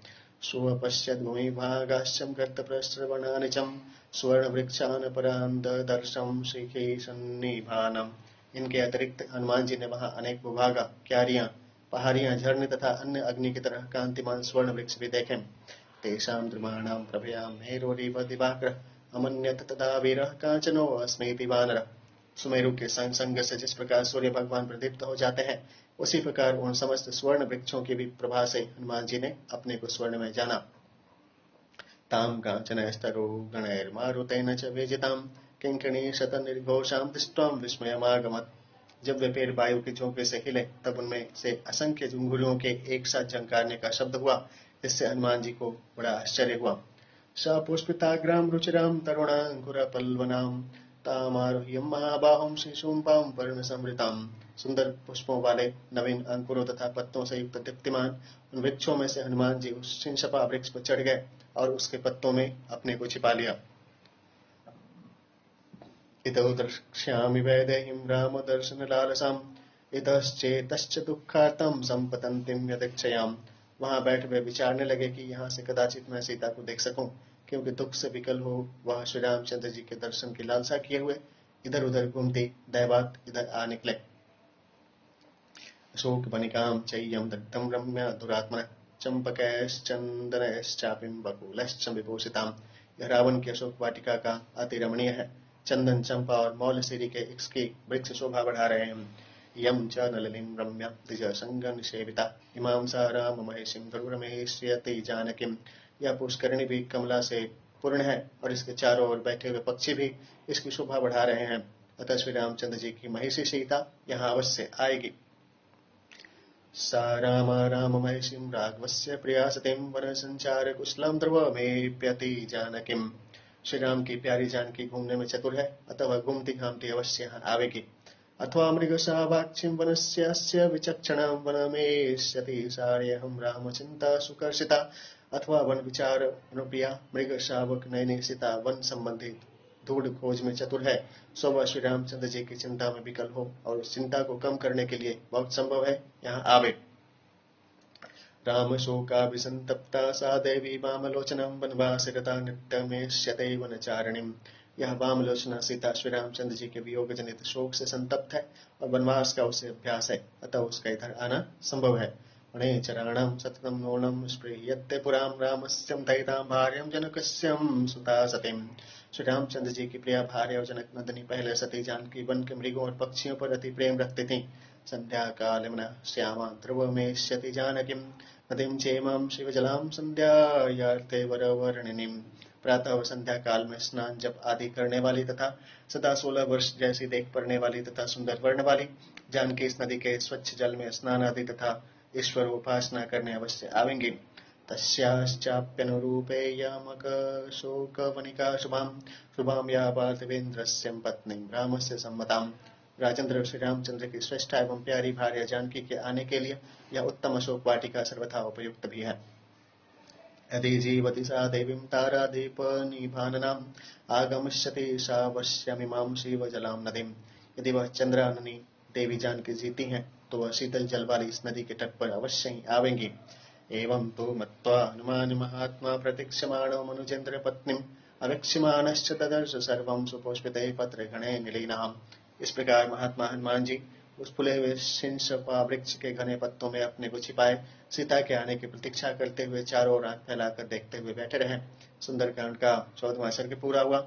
ध्यान श्री विष्णु भगवान की जय। अथ पंचदश सर्गम। सवीक्षमाणस्तत्रस्थो मार्गमाणश्च मैथिलीम् अवेक्षमाणश्च महिं सर्वां तामनुवक्षत। हनुमान जी उस वृक्ष पर बैठे हुए सीता जी को ढूंढने के लिए पृथ्वी पर चारों ओर दृष्टि फैलाकर देख रहे थे। संतान कलताभिश्चम्पादपैरूपशोभितां दिव्यगन्धरशोभितां सर्वतः समलंकृतां। वह वन कल्प वृक्षों की लताओं और वृक्षों से शोभित दिव्य गंधों और दिव्य रसों से पूर्ण और चारों ओर से सजा हुआ था। ताम सनंदन संकाशं मृग पक्षी वीरावृतां हर्म्य प्रसाद संबाधां कोकिला कुलने स्वनाम। वह वन नंदन वन के तुल्य मृग और पक्षियों से पूर्ण अटारियों से युक्त भवनों से सघन और कोकिल के कूच से कुंजित था। कांचनोत्पल पद्माभिर्वाभिवापिभिरूपशोभितां बह्यासन कुथोपेतां बहुभूमिर्गृहायुतां। उसमें स्वर्ण के कमलों वाली वापियां थीं और वहां बहुत सुंदर बैठने के लिए बैठकें बनी हुई थीं और बिछौने पड़े हुए उसमें पृथ्वी के नीचे अनेक तहखाने भी बने हुए थे। सर्वतोर्कुसुमैरम्यं फलवद्भिश्च पादपैं पुष्पितानां शोकानां श्रियां श्रियोदप्रभां प्रदीप्तामेव तत्रस्थो हनुमानन्दनवेक्षतां निष्पत्र शाखां विहगय क्रियमाणामिवासकृतम्। उसमें ऐसे वृक्ष लगे हुए थे जिसमें सब ऋतुओं में फल और फूल लगे हुए रहते हैं। फूले हुए अशोक वृक्ष के कांति से वहां मानो सूर्योदय की प्रभा फैल रही थी। हनुमान जी ने देखा कि पेड़ों की डालियों पर अनेक पक्षी अपने दोनों पैरों को फैलाए और पत्तों को ढके बैठे थे, जिससे ऐसा जान पड़ता था मानो वृक्ष की डालियों में पत्ते हैं ही नहीं। विनेशपद्भविष्यतश्चित्रे पुष्पावतंसके आमूल पुष्प निचित्तैर शोके शोकनाशने। सैकड़ों रंग बिरंगे पक्षी जो अपनी चोंचों में फूलों से को दबाए हुए थे आभूषणों से सजे हुए से जान पड़ते थे। जड़ से लेकर फुनगी तक फूले और मन को हर्षित करने वाले अशोक वृक्ष। पुष्पभाराधिभारैश्चं स्पृशद्भिरिव मेदिनीं कर्णिकारे कुसुमित्तै किंसुकैश्चं सुपुष्पितै। फूलों के बोझ से झुककर मानो पृथ्वी को छू रहे थे। फूले हुए कनेर और टेसू के फूलों की सदेश प्रभ्यां तेषां प्रदीप्तमिव सर्वतः पुनांगः सप्तपर्णाश्चं चंपकोद्यालकास्तथाम्। प्रभा से वह स्थान चारों ओर से प्रदीप्त जैसा जान पड़ता था, अर्थात उन लाल लाल फूलों से ऐसा जान पड़ता था मानो चारों ओर आग लगी हुई है। वहां नाग केसर क्षिति उन चंपा लसोड़ा विविधमूलां बहवः शोभन्ते स्म सुपुष्पिता शातकुंभनिभः केंचित् केंचित् अग्निशिखोपमा। आदि बड़ी बड़ी जड़ों वाले फूले हुए वृक्ष वहां की शोभा बढ़ा रहे थे। इन वृक्षों में कोई तो सोने के रंग के, कोई अग्नि के रंग के। नीलांजन निभः केंचित् तत्राशोका सहस्रशः नंदनं विविधोद्यानं चित्रं चैत्ररथं यथाम्। अतिवृत्तमिव चिन्तं दिव्यं रम्यं श्रियावृतं नित्यमिव चाकाशं पुष्पज्योतिर्गणायुतम्। और कोई काजल की तरह काले रंग के थे। इस प्रकार के रंग बिरंगे हजारों अशोक वृक्ष वहां थे। यह अशोक वाटिका इंद्र के नंदन कानन और कुबेर के चैत्र रथ नामक उद्यान से भी उत्तमता, रमणीयता और सौंदर्य में बढ़ी चढ़ी थी। इसके सौंदर्य की कल्पना भी करना संभव नहीं है। कहे तो कह सकते हैं कि रावण का अशोक उद्यान पुष्प रूपी तारागण से युक्त दूसरे आकाश के समान था। पुष्परत्न शतैश्चित्रम पंचमम सागरम यथाम सर्वतम पुष्पैर निर्चेतम पादपैर मधुगंधिभिः। अथवा पुष्प रूपी सैकड़ों रंग बिरंगे रत्नों से भरा पांचवा सागर था। सब ऋतुओं में इसमें फूलों के ढेर लगे रहे थे और मधु गंध युक्त वृक्षों से यह सवारा हुआ था। नाना निनादरुद्यानम रम्यम मृगगणैर्द्विज अनेकगंध प्रभहम पूर्णगंधम मनोरमम शैलेन्द्रमिव गंधाढ्यम दित्यम गंधमादनम अशोकवानिकायाम तो तस्याम वानरपुंगव। इसमें विविध प्रकार के पक्षी पूजा करते और तरह तरह के पक्षी और मृग रहा करते थे। विविध प्रकार की मनोहर सुगंधों से सुवासित मानो दूसरा गिरि श्रेष्ठ गंधमादन था। उस अशोक वाटिका में हनुमान जी ने सददर्शा विदूरस्थम चैत्यप्रासादमुच्चितम मध्ये स्तंभ सहस्रेणम स्थितम कैलाश पांडुरम। समीप ही ऊंचा एक गोलाकार भवन देखा। उसके बीच में 1000 खंबे थे और उसका रंग कैलाश पर्वत की तरह सफेद था। प्रबालकृत्य सोपानम तप्त कांचन वेदिकम मूषन्नन्तमिवं चक्षुंषिं द्योतमानमिव श्रियाम। उसकी सीढ़ियां मूंगे की और उसके चबूतरे सोने के थे। वह भवन ऐसा प्रकाशमान हो रहा था कि उसकी ओर देखने से आंखें चौंधिया जाती थीं।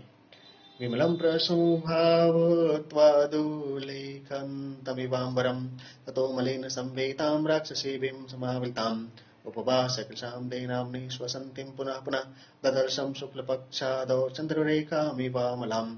वह भवन बहुत साफ स्वच्छ था और ऊंचाई में आकाश से बातें करता था। उसमें मैले कपड़े पहने और राक्षसियों से घिरी उपवास के कृश उदास और बार बार लंबी सांसें लेती हुई और शुक्ल पक्ष के आरंभ में चंद्र रेखा की तरह निर्मल एक स्त्री को हनुमान जी ने देखा। मंदम प्रख्यायमानेनं रूपेणं रुचिरप्रभां पिनद्भां धूमजालिनं शिखामीव विभावसौ। मनोहर कांति युक्त सीता जी का रूप जो धुएं से ढकी हुई अग्निशिखा की तरह बड़ी कठिनाई से देखने में आता था, हनुमान जी ने देखा। पीतेन केन संवेतां क्लिष्टेन उत्तमवाससां सपंकामनलंकारं विपद्माविव पद्मिनीं। वह एक पुरानी पीले रंग की उत्तम साड़ी पहने हुए आभूषण रहित होने से पुष्पहीन कमलिनी की तरह शोभाहीन जान पड़ते थे। पीड़ितां दुःख संतप्तां परिम्लामां तपस्विनीं ग्रहेणांगारकेण एवं पीड़ितामिव रोहिणीं। पीड़ित और दुख से संतप्त अत्यंत दुर्बल तपस्विनी जानकी मंगल ग्रह से सताई हुई रोहिणी की तरह उदास जान पड़ती थी। अश्रुपूर्णमुखीं देनां कृशामानशनेन चं शोकध्यानपरां देनां नित्यं दुःखपरायणां। सदा शोकान्वित और चिंतित और उदास रहने और उपवास करने के कारण वह दुबली पतली हो गई थी और उसकी आंखों से आंसुओं की धारा बह रही थी। प्रियं जन्म पश्यन्तीं राक्षसी गणं स्वगणेन मृगं हीणां स्वगणाभिवृतामिवम्। उसके नेत्रों के सामने सदा राक्षसियां रहा करती थीं। वह अपने प्रियजन श्री रामचंद्र और लक्ष्मण को न देखने के कारण झुंड से बिछड़ी और शिकारी कुत्तों से घिरी हिरनी की तरह त्रस्त और घबराई हुई थी। नीलनागा भया वैन्यां जघनं गतयैकया नीलया नीरदापाये वनराज्यां महीमिवम्। काले सांप की तरह जो चोटी उसकी जांघ पर आ पड़ी थी, वह ऐसी जान पड़ती थी जैसे शरद ऋतु में नील वर्ण वाली वन पंक्ति से पृथ्वी जान पड़ती हम।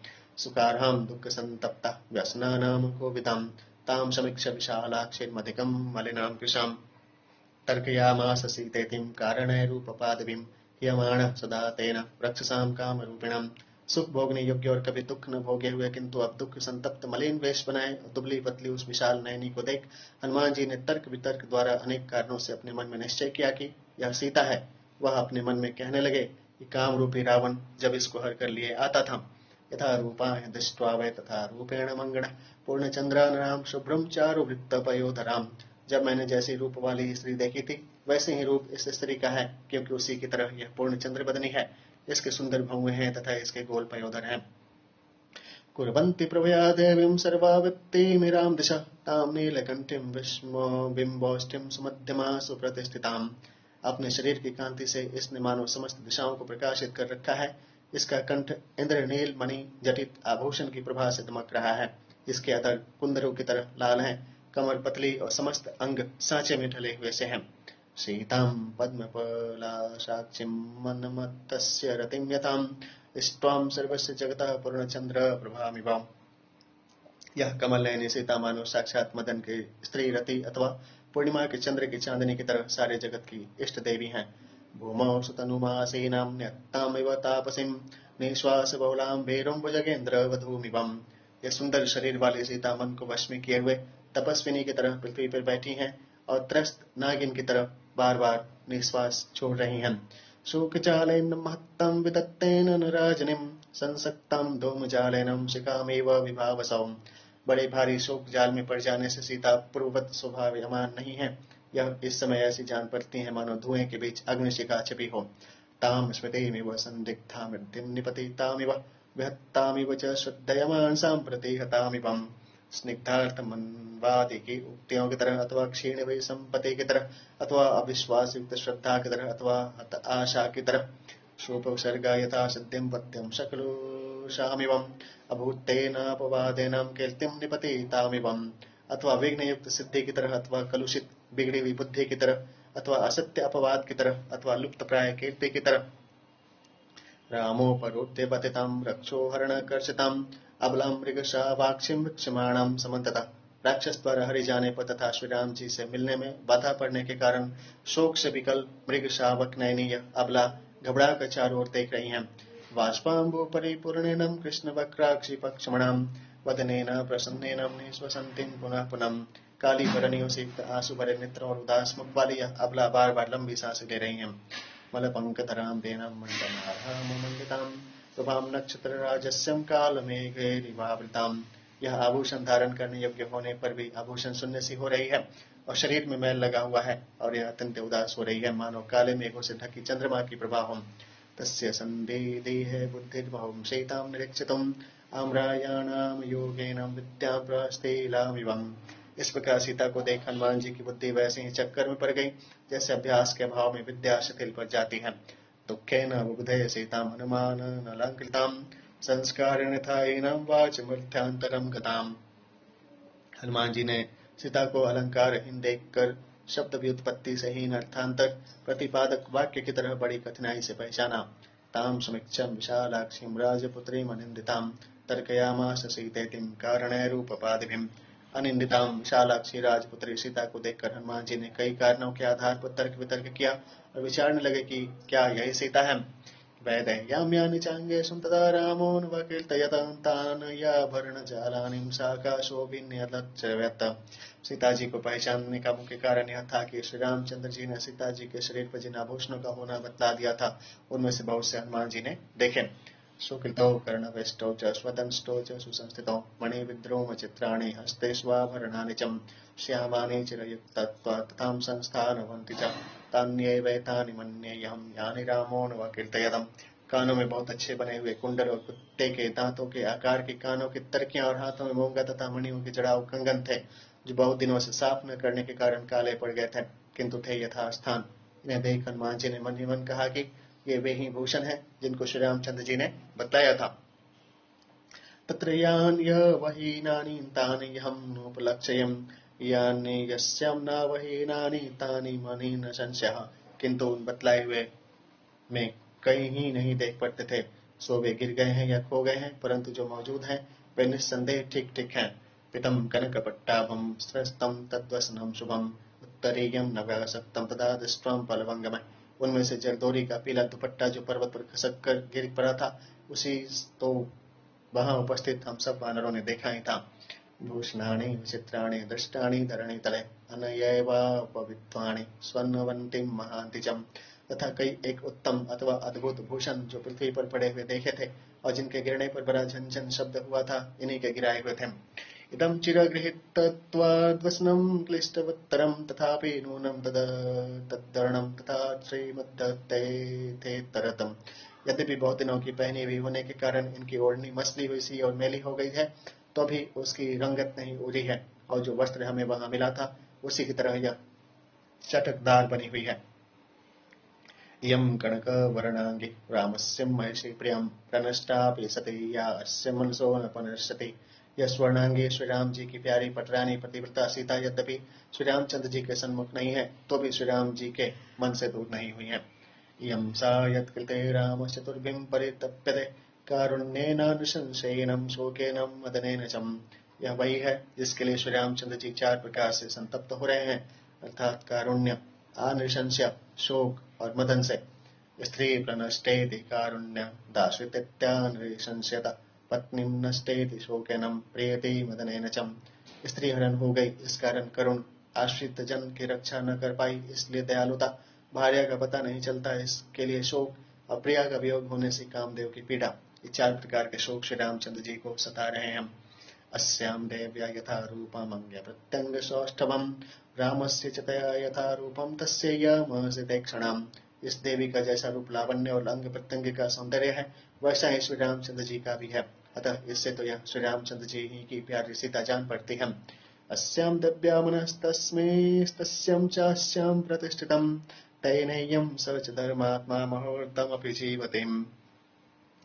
इस देवी का मन श्री रामचंद्र जी में है और श्री रामचंद्र जी का इसमें है, इसलिए सीता देवी और धर्मात्मा श्री रामचंद्र जी अब तक जी रहे हैं, नहीं तो ये दोनों एक क्षण भी नहीं जी सकते थे। दुष्करम कृतवन रामो हीनो यतनया प्रभुम धारयत्यात्मनो देहम नाशोकेन वसीदति। इनके विरह में श्री रामचंद्र जी महाराज का जीते रहना बड़ा ही दुष्कर कार्य है। आश्चर्य है कि सीता जी के विरह जन्य शोक से पीड़ित होकर भी श्री रामचंद्र जी अब तक जीवित हैं, नहीं तो इनके विरह जन्य शोक से उनका श्री रामचंद्र जी का नष्ट हो जाना कोई आश्चर्य की बात न थी। दुष्करम कृते रामो य इमां मतकाशिनीं विनाशयितां महाबाहुर्मुहूर्तमपि जीवतिं। मेरी समझ में तो महाबाहु श्री रामचंद्र जी यह बड़ा ही दुष्कर कार्य कर रहे हैं, सीता जैसी अनुरागवती पत्नी के बिना वे मुहूर्त भर भी जीवित रह रहे हैं। एवं सीतां तदा दृष्ट्वा हृष्टं पवन संभव जगाम मनसां रामं प्रशंसं शतं प्रभुम्। पवन नंदन ने इस प्रकार सीता को देखा और वे बहुत प्रसन्न हुए और मनसा श्री रामचंद्र जी के समीप जाकर उनकी प्रशंसा अथवा स्तुति करने लगे। सुंदरकांड का 15वां सर्ग पूरा हुआ। ध्यान श्री विष्णु भगवान की जय। ओम कर्पूर गौरम करुणावतारम संसार सारम भुजगेन्द्रहारम सदा वसंतम हृदयारविंदो भवम भवानी सहितं नमामि। ओम तमेव माता च पिता तमेव बन्धुः च सखा तमेव विद्या द्रविणं तमेव सर्वं मम देव देव। ओम विष्णुवे नमः। ध्यान सूर्य विष्णु भगवान